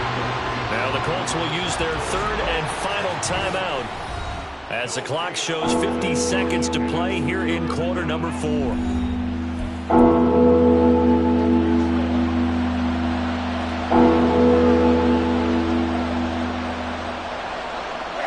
The Raiders likely going to get out of this with a victory as they take a knee.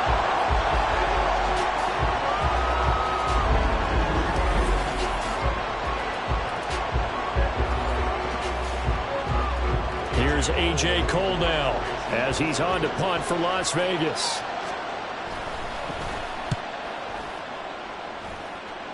And this is going to be ruled out, I think, just inside the 20. Yes, it will. Side judge calls it at the 19-yard line. The Colts come to the line ready to start their next drive. They can't do much at this point, partner. This one is going to go down in the loss column. You don't make up for what has happened during the game in this sequence here. Maybe you hand it off and let some. And that is going to officially draw the curtain on this one as the last throw intercepted. And the Raiders are going to have the short field here as they'll take over right at the 50. Thought he had the pick. Flag comes in for PI, so cancel it out. Interference. A killer for them. Thought they had a nice play. Instead, they'll be marching off yardage against them. One last shot at the end zone. And that will be incomplete. They were going for a consolation TD, but it was not to be. And time has run out now on this game. So this one a victory for the Las Vegas Raiders. And we talk so much about the turnover battle, determining who wins, who loses. This game, no exception. Error-free football, no turnovers at all, and they win it. So this is one you don't have to convince your team that what you're saying is accurate. And you know what I'm talking about. Head coach always stands up in front of the team and says, guys, if we do this, this, and this, we'll win. And usually they say if we win the turnover battle, we'll win. Well, here's the proof right there. Win the turnover battle, go on to victory. Now the guys believe. You move on to the next lesson where you have to convince them. This one is now planted. So for Las Vegas, they get an all-important 10th win to move them to 10-6 with 1 week to go. And for Charles Davis and our entire crew,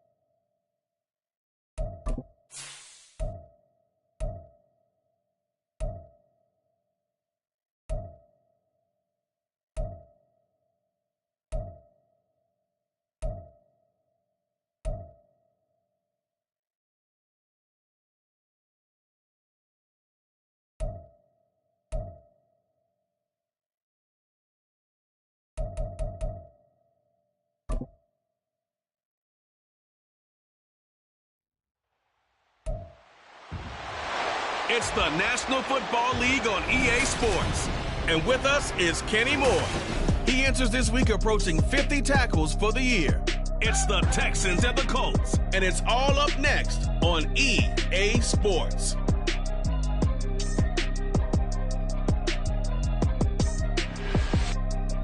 Just a stone's throw from historic Monument Circle in downtown Indianapolis. We are at the beautiful Lucas Oil Stadium. It's all about divisional matchups on this final day of the regular season, and we've got a compelling one in store here, as it'll be the Houston Texans taking on the Indianapolis Colts. With Charles Davis, I'm Brandon Gaudin, and yes, it's January 7th, but we haven't seen you since New Year's Eve, so we have to say Happy New Year, one and all. And partner, Happy New Year to you. This is it, the conclusion of the 2023 season. Hard to believe, but we got a good one here between division rivals. And you like what the NFL's done here, making Week 18 all-division games. I think it's one of the more inspired moves by the league because they've made these matchups really count. And typically they mean something, not a lot of coasting as people head towards the playoffs. But I do have to ask, January 7th, is it too late to say it? We're kind of right on the borderline, aren't we, about Happy New Year? Because that always seems to be the subject of debate. So the Colts now coming out for their opening drive. And they will be led out by their rookie quarterback. Would you say that last week's performance by him, workmanlike in terms of numbers? One touchdown, one pick, but obviously a loss. Yeah, that's the bottom line for him. All he cares about is how do we find a way to win the game. Maybe leans on a few other parts of the offense, and hopefully springs a receiver or two free. They go play action with Richardson. And he knocks the ball away, and it falls incomplete. These two teams, they met up earlier in the year, back in Week 2. And it was the visiting Colts who won that first matchup. So they'll look for the season sweep here back home in Indy.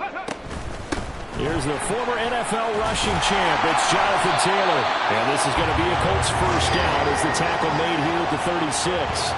Well, there's plenty of real estate for him to maneuver on that run, and let's face it, it shouldn't be a surprise. He's one of the better backs in the league. Had to come into this game with the idea, slow him down, otherwise it's going to be a long afternoon. Throwing on first down, but this one winds up to be incomplete. The Colts at 7-9 now on the year. Now, they were losers last time out, trying to turn things around here in this one. And it always helps to have a home crowd behind you, giving you encouragement as long as you give them something good to cheer about. So, you know, they just want to come out and play well for their faithful, and I expect them to do just that. No gain on that one as it brings up a 3rd and 10. You look at the defense for these Texans. Now, they've been dreadful against the run. No getting around at number 32, dead last in the NFL. And the focus now is making sure that they're hitting on all cylinders as they head into the playoffs. And that means they've got to stop the run better. Because playoff football often means running football. So they've got to be prepared for that. Now on this first drive, looks like they want to get that vertical passing game going early. And they did, and what a warning shot they just fired. If you're not going to back up and play coverage deep, we're going to attack you all game long. And once you adjust to that and you start to back off, then that opens things up underneath. A really nice start for them. Great way to get the game going. So a 1st and 10 now in Houston territory at the 41. Lets one go downfield for Pierce. And this is caught inside the 5. And he's down inside the 5 at the 4 before he's out of bounds. A gain of 37. All right, Charles, let me put you in the head of one of those defenders out there. You have a big play like that go against you so early. What, does that shake your confidence? It shouldn't, but it often does, because your thought process all during the week is how you're going to get after that offense and make your plays. And when they make one against you, it makes you a little bit hesitant. Time to regroup. And they'll try the option on 1st and goal. And he gets halfway there from the 4 to the 2 on a gain of 2. But not much on that run, Charles. No, that's exactly the way to execute a run blitz there. They guessed correctly that they would move the ball on the ground, honed in on it, and stopped him. And he takes it in for a Colts score. Jonathan Taylor with his 9th rushing touchdown on the year. And the Colts get the upper hand as they're on the board first here this afternoon. And the thing you have to love about Jonathan Taylor, he's a shifty speed guy most of the time when you hand him the football. But he's not coming off the field when you get down near the goal line because he's as tough and gritty as they come. And he finishes things off here by getting into the end zone. Extra point by Gay is up and good. And that makes the score 7-0.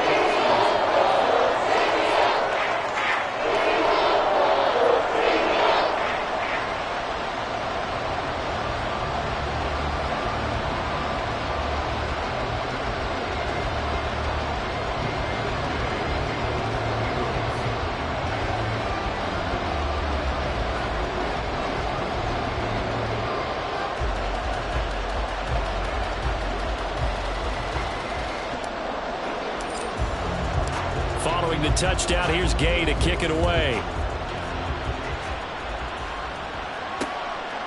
Phillips, he's not going to bring this one out, so they will begin the drive at the 25. So out come the Texans for their opening drive. And they will be led out by the youngster, the rookie, their QB. I tell you what, when he is on schedule for that week, secondaries take notice because you've got to stay alert back there on every snap. A truly powerful arm, one that's capable of challenging any level of the defense on any given play.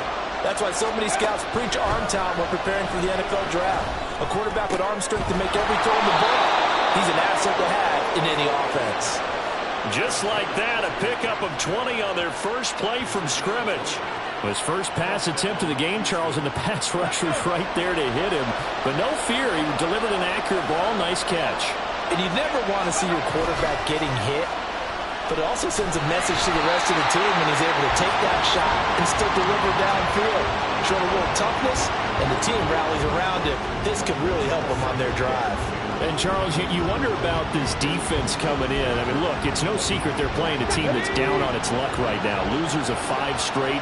How does that change how you prepare for a game? Well, to me, the first thought is you just get after them early, right? Take away any chance of them building any confidence.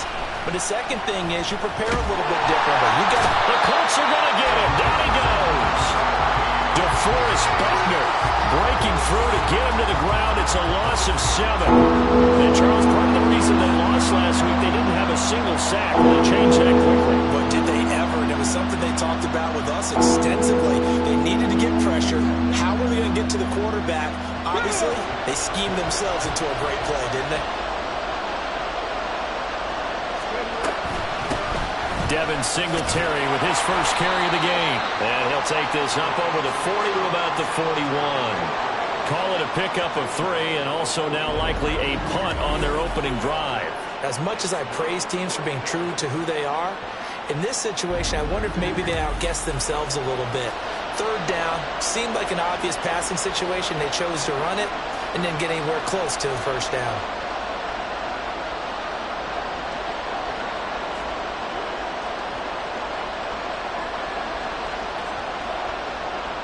On 4th down, out is the punter, Cameron Johnston, to boot it away. Back deep for the Colts, Isaiah McKenzie. They punted 3 times in the loss last week as he sends this one away. Fielded just inside the 20. Down the numbers. There he goes. Touchdown, Indianapolis. Covered a lot of ground there. 81 yards on the punt return. And the Colts are able to strike quickly to add on to their lead. When you got a guy that fast back there to receive punts, that's a nightmare for the guy game planning, the special teams coach. It's also a nightmare for the punter. Sometimes they get so nervous that they mishit the ball and kick it right to him. Gay is on for the point after. And it's good, and they have jumped out here to a quick 14-0 first quarter lead. We know he has home run hitting ability in the punt return department, and he showcases it there all the way back for 6.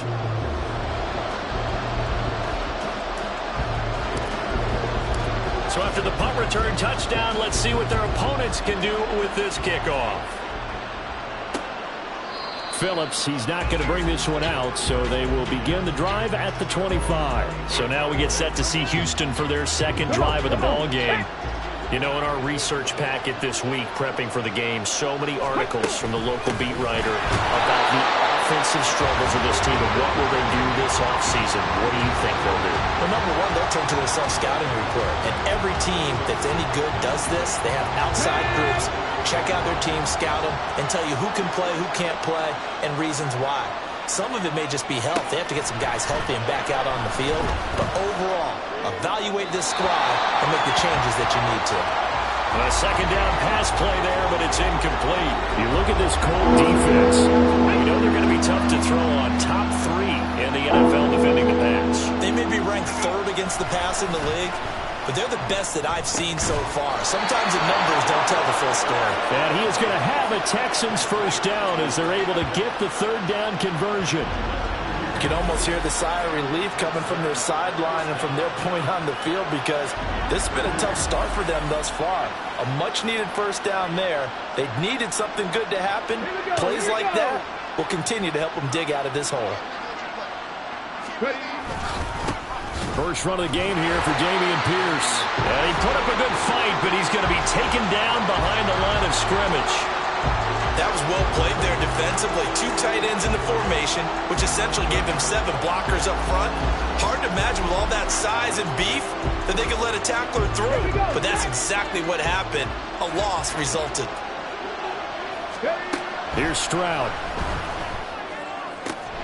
Rifles one, and that's going to be intercepted. And they'll start out with great field position at the 47-yard line in enemy territory. Well, this is something we've seen before, partner. We've seen a defense bait a rookie, pretend to leave a window open, and then the defensive back jumped it as soon as the ball was released.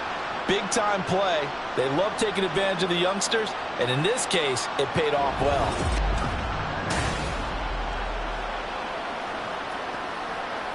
Here comes the Colts offense now as they make their way onto the field.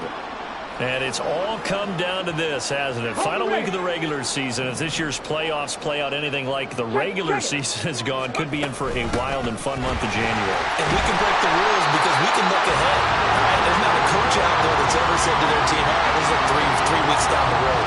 It's always right here, right now. Forget that. Think about what the playoffs are going to look like. The teams that we see that are already in, the teams that are trying to get in, we could have some great matchups. Play action. Now Richardson. He'll let one go deep for downs. And it's knocked away and incomplete. Offenses all over continue to be aggressive, and most people never turn down a shot at a deep ball. But oftentimes it attracts a little bit of extra attention. And it did on that play, and that one got knocked away. And he's going to be met at the line of scrimmage and taken down. Officially nothing on that one, no gain, so they're left with still 10 to go on third down. Now, right where this set of downs started, they need a full 10 here to pick up the first down and move the chains. Flush to his right. That is caught. And they are able to stop him, but he does take it all the way to the 2. The previous play, they barely got back to the line of scrimmage. Now they pick up over 30 yards. One of the things that led this organization to commit to him as a starting quarterback as a rookie, his ability to keep his eyes downfield and make plays out of the pocket.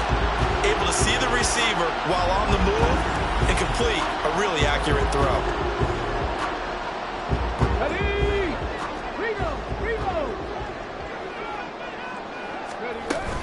Taylor is not going to get back to the line of scrimmage as they'll tackle him at the 3. They'll say no gain on the play, and it'll be second and goal.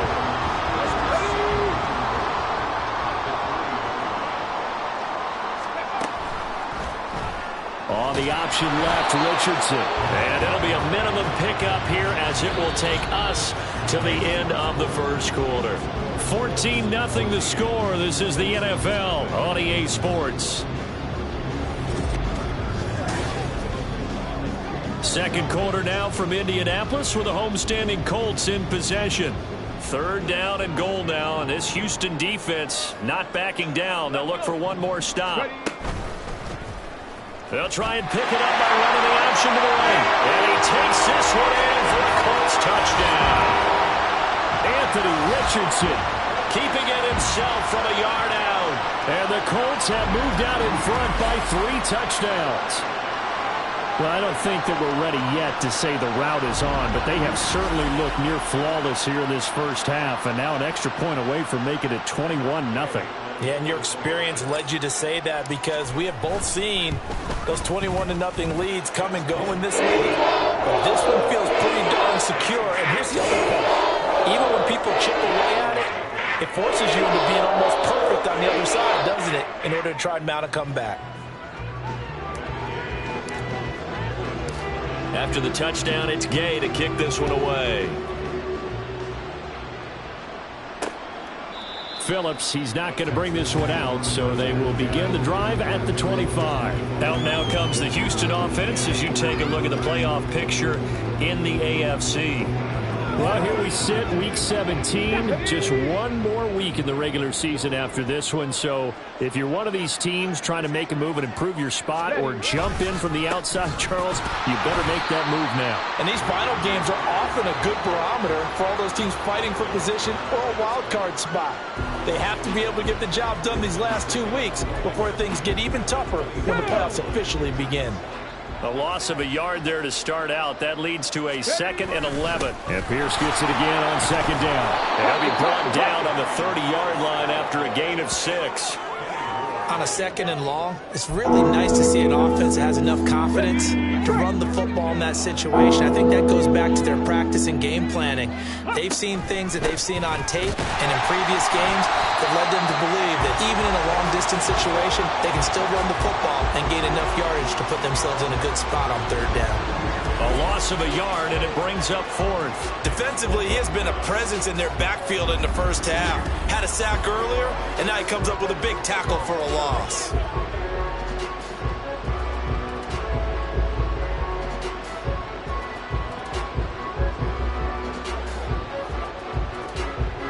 Now on 4th down, it's Cameron Johnston on to punt it away.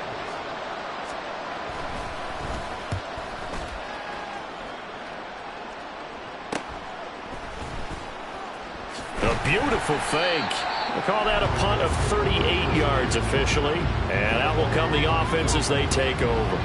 Indianapolis offense ready to go again.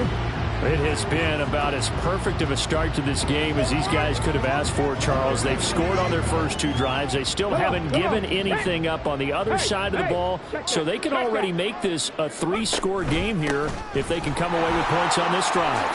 Yeah, they're almost pushing to the brink, aren't they, partner? Almost to the point now where it's a loss of words for me, which I know would excite all of our viewers, but you're just not supposed to see that type of dominance so quickly in a game like this. Everything they've done has been working so far. Offense, defense, you name it, it's going well for them. Back to Taylor on 1st down. And a good push there defensively as they stop him at the 48. Gain of just 1. No doubt about it. A really nice job there by the defense, not allowing him to get to the perimeter. But that means your defensive ends, your outside linebackers, the guys that you pay big money to sack the quarterback, they also have to have interest in the running game as well. And they did a nice job there holding the point of attack and not giving ground. A good job defensively to hold that to 4 yards, and now it's 3rd down. They'll need 5 on this play to move the sticks. Richardson working from the gun. Pass taken in by his big tight end. And he's going to be taken down with another 1st down as the stop's made at the Texans' 22-yard line. Normally on 3rd down and short yardage, you're thinking of throwing to your tight end. It's just going to be a simple chain mover. But this time they let him roam down the field, and a nice dart picks up the 1st down and then some.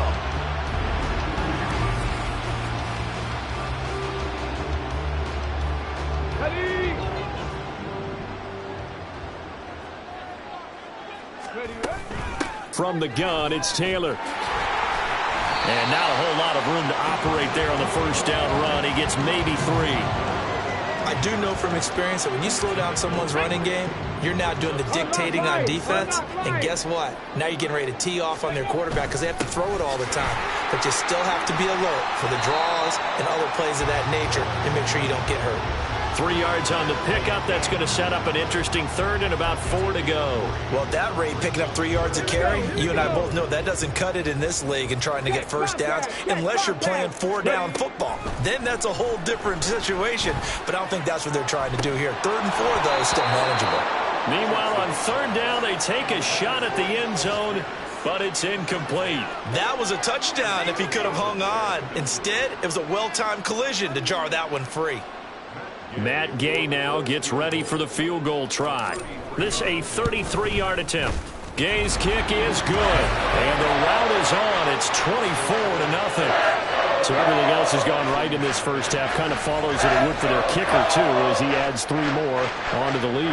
Yeah, and the way that this one's gone, Definitely not looking like he's going to have to worry too much about pressure kicks late in the game. He can go out there free and easy, just work on his form, and he knocked that one through. Phillips, he's not going to bring this one out, so they will begin the drive at the 25. Heading out is the Texans offense as they get set to take over here.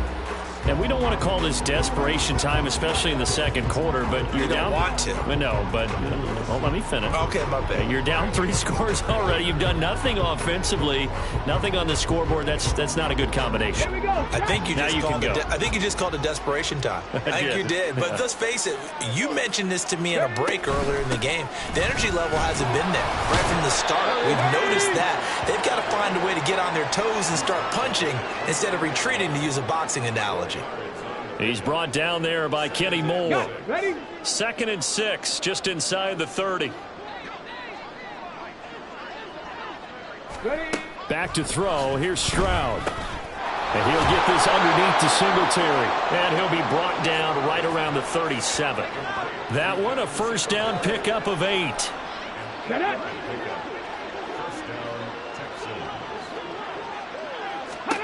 Stroud to throw it. Got his man, Dell. When the hitch route is run really well, that jab step off the line of scrimmage by the receiver, which is designed to back up the defender and give him a little bit of space, all you want there, get that space, catch the football, and then make a move and pick up extra yardage, and that's exactly what he got done there. Still a few inches short of a first down as they come up now on 2nd down. On 2nd down, it's Stroud. A short one going to be taken in here by Schultz. Only a gain of a yard, but that's all they needed. They got a completion there. That's clearly an example of one side happy, the other side not very happy. Defense, hey, take 1 or 2 yards. We're good with that. Offense, you got to expect to get more on the passing play. Incomplete, but a penalty flag is down in the backfield. Let's get the call. Offense. Titus Howard, right tackle, the man flagged for that one. So following the hold, they're in a bit of a hole here with a 1st and 20. Stroud will look to throw once more. His throw incomplete.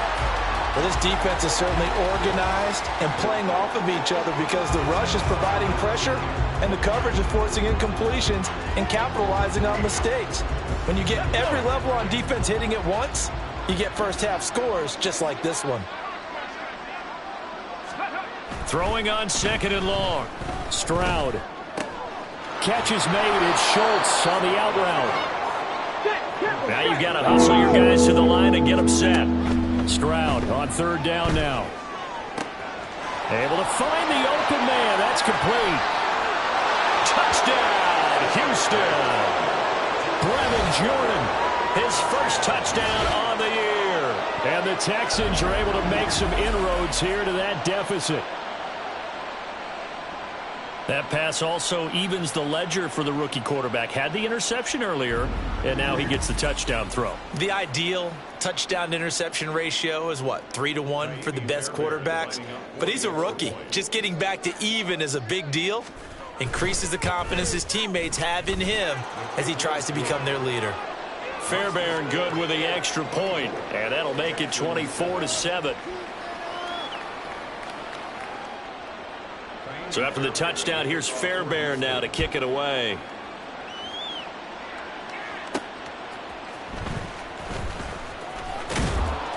And taken down just past the 20 at about the 21-yard line. Now Jonathan Taylor and the Colts offense retake center stage. The passing game, they've had more success there than the running game. Maybe something they game plan for. How come they didn't tell us about it? Because they wanted to keep it a secret. We did ask, didn't we?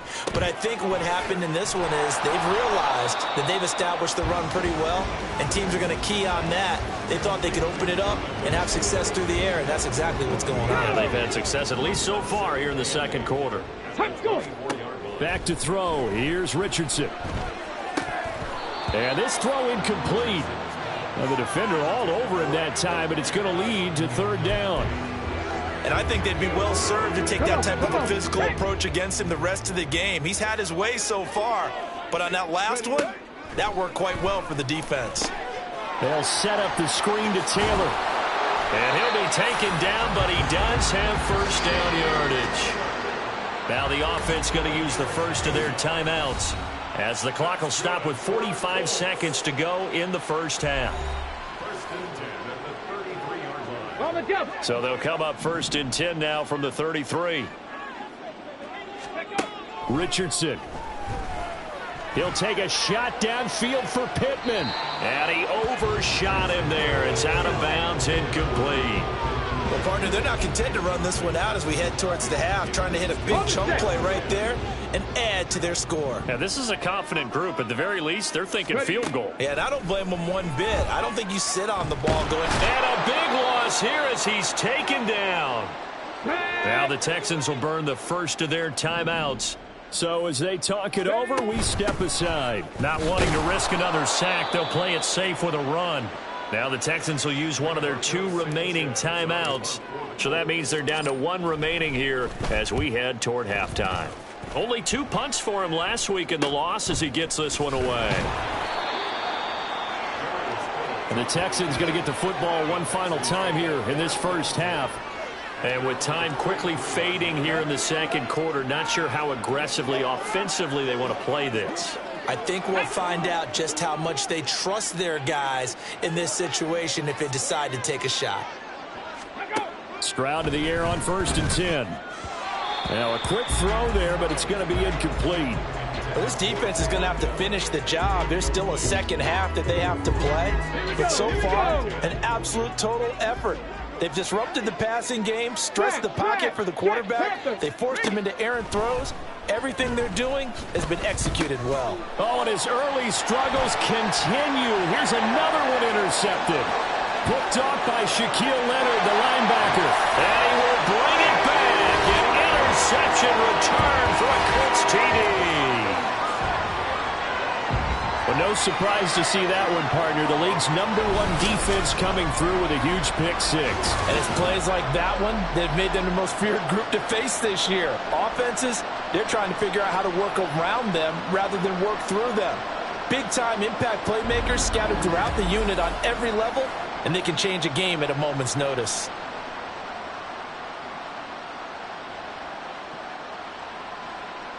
Here's Gay now to add the extra point.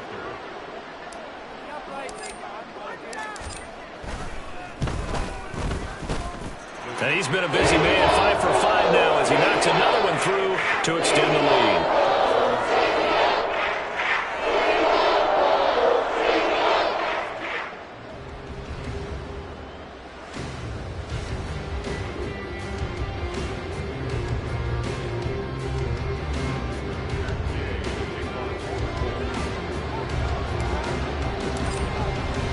So not much time to speak of remaining in this first half as the kick's away. And not wanting to risk anything here late in the half, he'll just take a knee and they'll bring the football out to the 25. The Texans offense ready to go here for their next drive. And with time quickly fading here in the second quarter, not sure how aggressively, offensively they want to play this. I think we'll find out just how much they trust their guys in this situation if they decide to take a shot.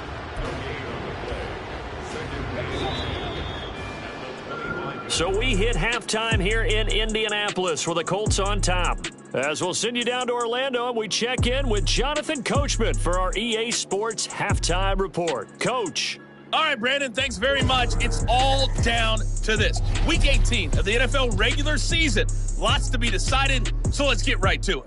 We'll begin our tour out at Nissan Stadium in Nashville. And they are seconds away from halftime, all tied in that one. From there, we'll head down to Charlotte to check on the Panthers at home at Bank of America Stadium. And you can see, currently they trail in that ball game. Russell Gage, 2 touchdown catches on the afternoon. Lastly, let's head to Paycor Stadium in Cincinnati to see what's happening with the Bengals. And for the moment, they trail the visiting Browns in that one. Elijah Moore, a touchdown reception. We saw former rushing champ Jonathan Taylor be a big-time factor in that first half. He had a touchdown run that helped get his guys this halftime lead. This was an extremely one-sided first half. One team showed up, ready to go. The other's been in a daze thus far, but there's still plenty of time left for this one to tighten up significantly. Final adjustments being made for the second half. Whether they'll amount to much in a game that's already pretty well decided, well, that's another question. Nevertheless, let's get you back out to Brandon and Charles. Okay, Coach, thanks as always to you and the gang in Orlando as we welcome everyone back in for quarter number 3.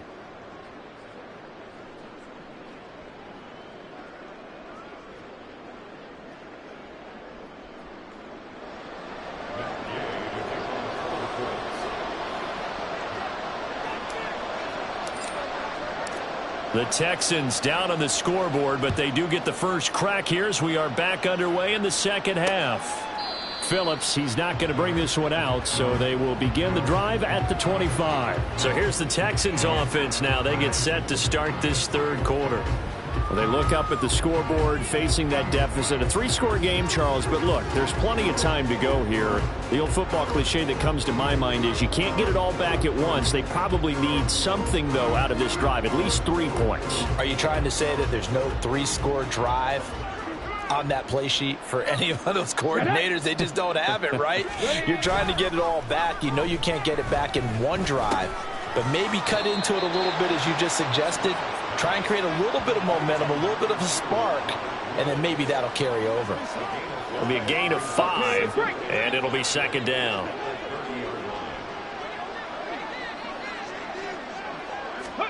Stroud now on second down. That's complete. It's Collins. He was held without a catch in the first half, but he's got one here, and he also picks up a first down.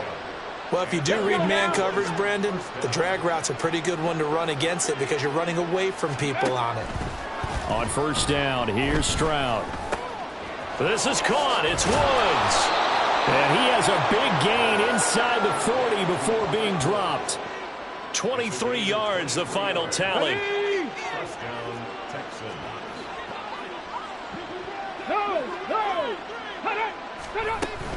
First and 10, it's Pierce.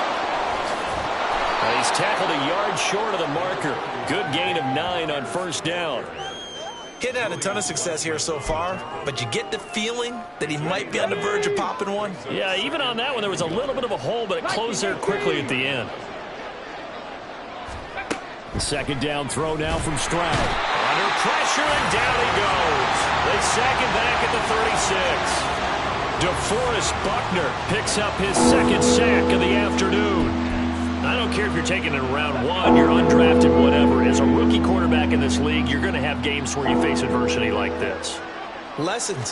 All the time you're going to face these lessons. The key for this guy is will he be able to bounce back in the next one, because right now, this has not been his game. Now a third down throw, but it misses the target, incomplete. And there's another stop. One of the league's best defenses is certainly bringing it again this week.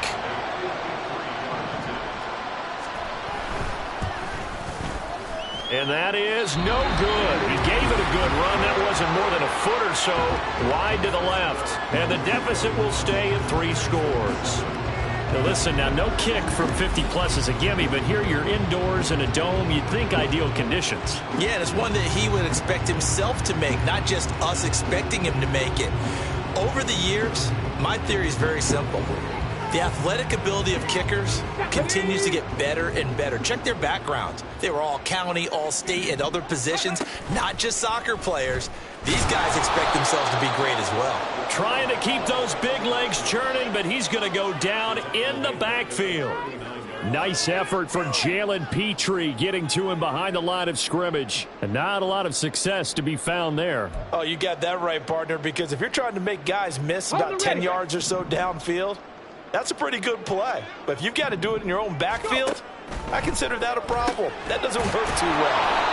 And this play will be blown up. He'll lose yardage back at the 38. They lose 2 on that last play, so things get even tougher. 3rd and long coming up. They threw the screen to the perimeter, but to no benefit at all. Tackled behind the line of scrimmage for a loss of yardage. How to approach this. 3rd down and 16 yards to go. 3rd and long for Richardson. And he bats Gets it away, and it falls down incomplete. Whether that's a little grabbing, a little hand fighting, by any means necessary on third down, he was able to get the job done in the secondary and swat that one away. Now here's Rigoberto Sanchez as the drive goes backwards, so he's on to punt it away. This is brought in at the 21. So a good punt there, but a nice return of 11 yards. And the Texans will take over. Out comes a Houston offense as they get set to take over here. I kind of feel like they've reached a do-or-die point in this game, Charles. If they're going to try to pull off an impressive comeback, it has to start right here, right now. Yeah, now they've got a final chance to get out of this situation, but they also understand they've got to move the ball and move it fast. In addition, they need to save as much time so they can get 2 more possessions. 2nd and 10.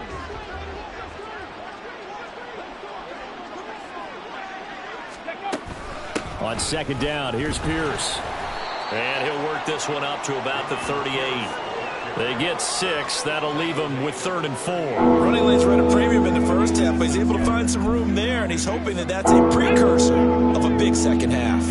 This offense in desperate need of a conversion as they come up on 3rd down.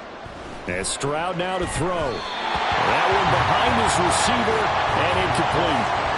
Well, they certainly aren't letting up today, partner, because they've forced big turnovers already, and it's been incredibly tough for them to get yards against, let alone put points up on the board. Here's Cameron Johnston now as he's on to punt for Houston. To return is McKenzie.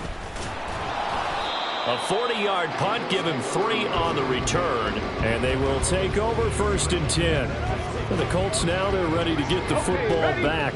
Obviously not the intended goal last drive. They had to punt the football, but still, they've got the lead here, and now a chance to add on to that lead if they can get points on this drive. 1st and 10 upcoming.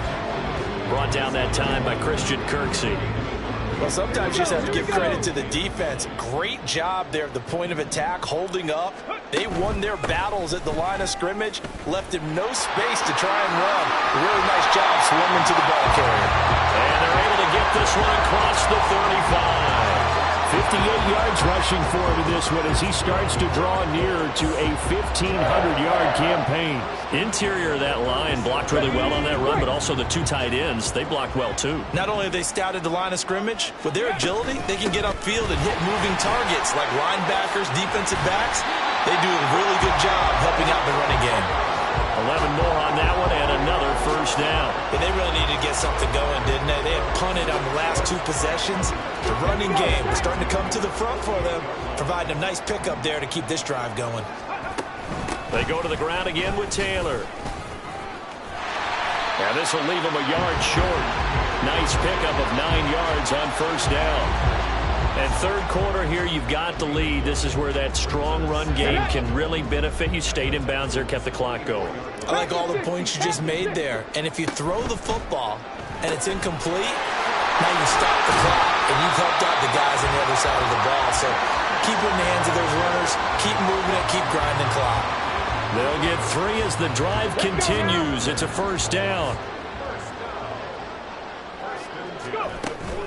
Up the middle, here's Taylor. He'll get this down to the 38. He's had success on this drive, but not on this play. Finally, they bowed up defensively. I think they were determined not to let him take it pretty much all the way down the field. Yeah, it looks like they handled their run responsibilities correctly this time. What we call them run fits, everyone was in the right place. He'll let one go deep for downs. That's going to be knocked away and incomplete. Well, they had that one snipped out defensively. That's a tough one to connect on when you got multiple defenders in the area, and it winds up incomplete. 18 Cardinal, 18 Cardinal. On 3rd down, here's Taylor. And they'll get him down at the 34, and he's going to be short of the first by a few yards. Call it a gain of 4, and it'll bring up 4th down.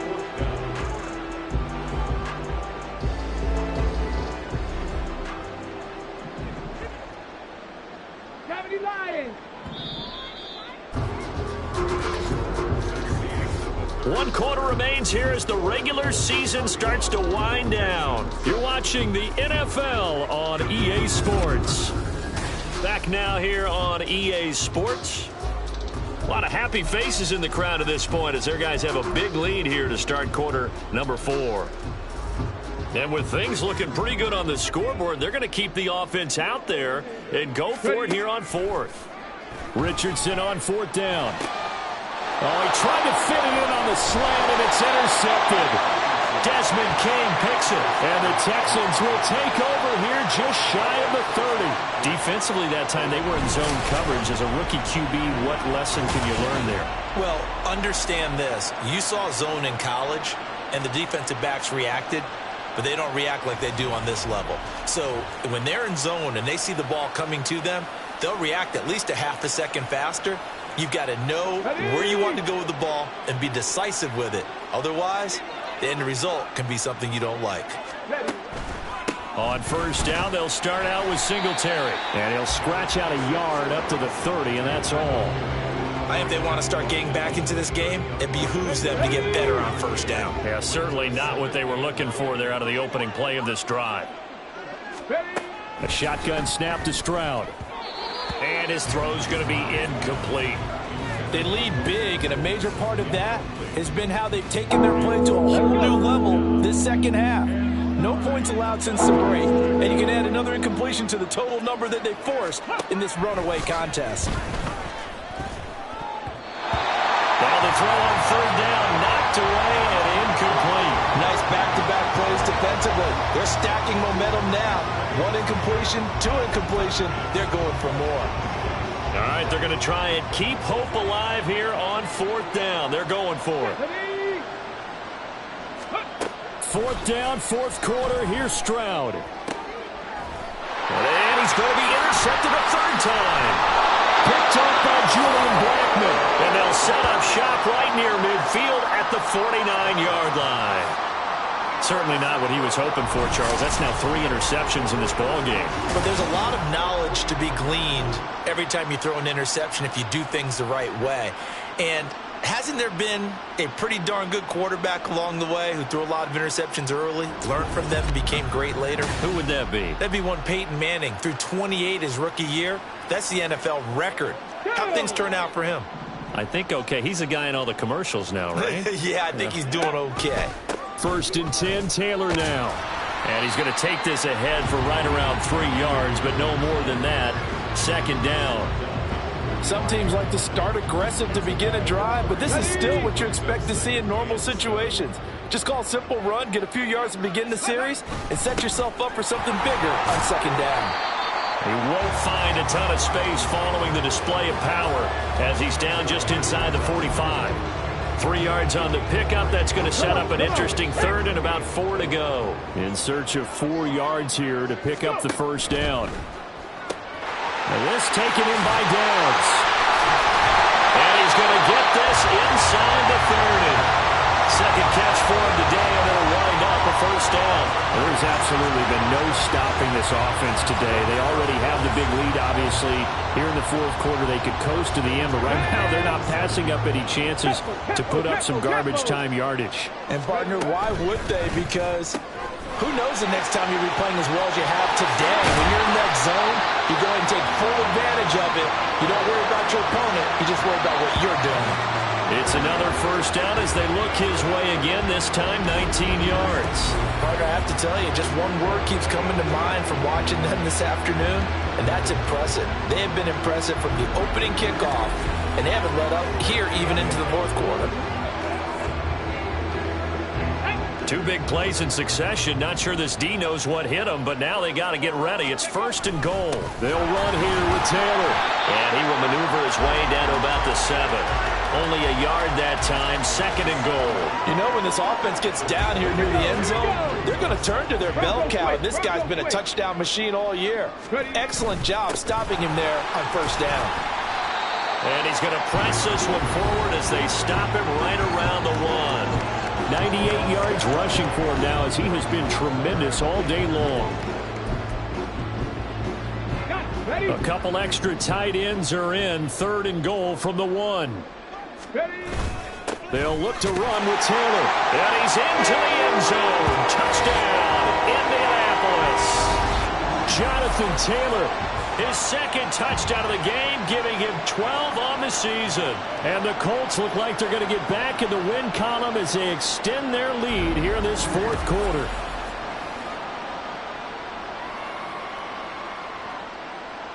Gay is on for the point after. And he's been a busy man, 5 for 5 now as he knocks another one through to extend the lead. So that drives 7 plays in length. And it was capped off by a Jonathan Taylor touchdown. Following the touchdown, here's Gay to kick it away. Phillips, he's not going to bring this one out, so they will begin the drive at the 25. Houston's offense taking over again. It's now appearing that this losing streak is going to continue. You know, the coaching staff was confident that this was going to be the game to stem the tide, but that just has not been the case. Here we go, start. They go back to the air here after the INT on the last drive. Throw left side complete. That's Schultz. And he'll be out of bounds, but able to get it up past the 45.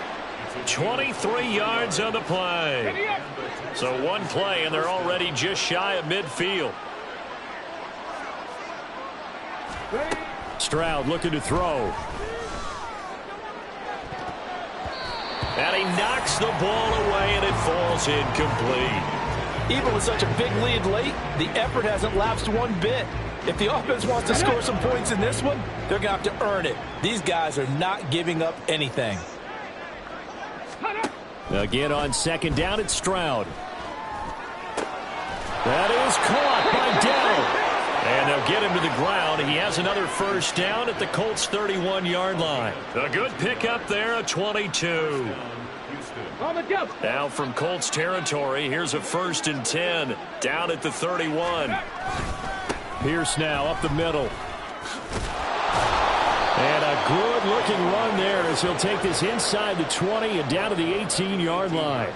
Another good gain. That's now 35 yards combined on those last 2 plays. So from inside the 20, here's 1st and 10 at the 18. First down, they go right back to Pierce. And he can't quite get there. Tackled down at the 1. Another nice gain. That's now 30 yards between those last 2 plays. It looks like a jumbo set with 3 tight ends here for 1st and goal. And they'll let the fullback try and take it home.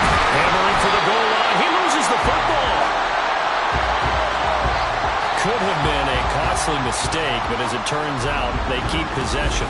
You can't give away these types of opportunities in the red zone. And I'm sure that was flashing through his brain as the ball escaped his hands.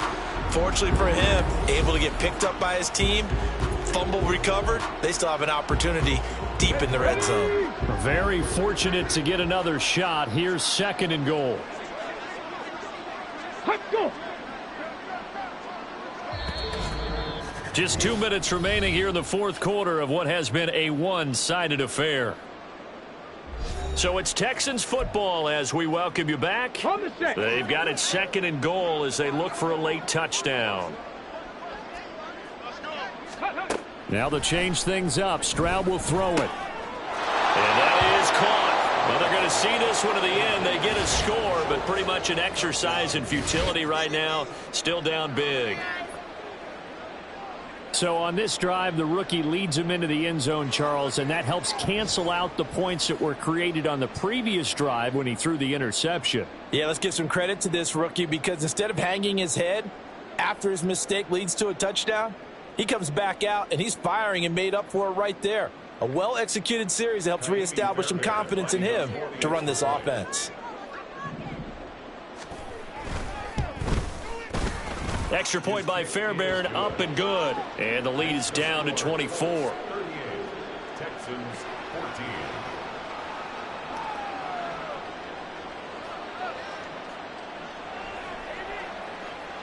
So still lots of work left to do, but here comes the onside kick. And this is going to be taken in by the Colts. Well, fourth quarter, they felt like they needed the football back. Unfortunately, they couldn't get it. And I know we brought analytics into the game, and someone has said here that the data says that when a team's expecting an onside kick, 80% of the time, the team expecting it, they do actually recover the ball, which is what we saw here. I just wonder if that number is much more of a anecdotal type of a number. Kind of like when the coaches tell us, well, when you score on special teams, 93% of the time you win the game. I'm still waiting to see that number is empirical. Let's go. Go. They give to Taylor out of the gun. Give him 5 on the carry there, and it'll be second down. Good gain there on first down, and keeps them in a running situation probably. They did everything right on that play, didn't they? They got the leverage up front, good blocking, nice hole for him, ends up picking up nice yardage, stays in bounds to keep the clock rolling. They are in charge of this scenario right now. They want to stay that way. And not in any rush offensively. They'll wind up getting 3 on the keeper there, but it leads to a third down. Well, that's not a run that's going to make any of the highlight tapes, but they've been moving it well all game on the ground. This is another one that keeps them moving forward. On third down, it's Richardson. They'll get this off to Taylor. And he'll be taken down, but he does have first down yardage. 4 yards on the pickup, good enough to extend the drive. Well, they certainly had success throughout this contest, getting him the ball in the passing game, and there he picks up another first down. Whatever they saw going into this one, they've been able to capitalize on it, and no adjustment has been made to take it away. Now here's a fake on the jet sweep, and instead a give to Taylor. And he'll take this ahead for about 4. Second down coming up. And that was a quality play to start a new set of downs. That was simply an offensive line winning the battle up front and winning in a big way and giving their guy in the backfield a nice lane to hit.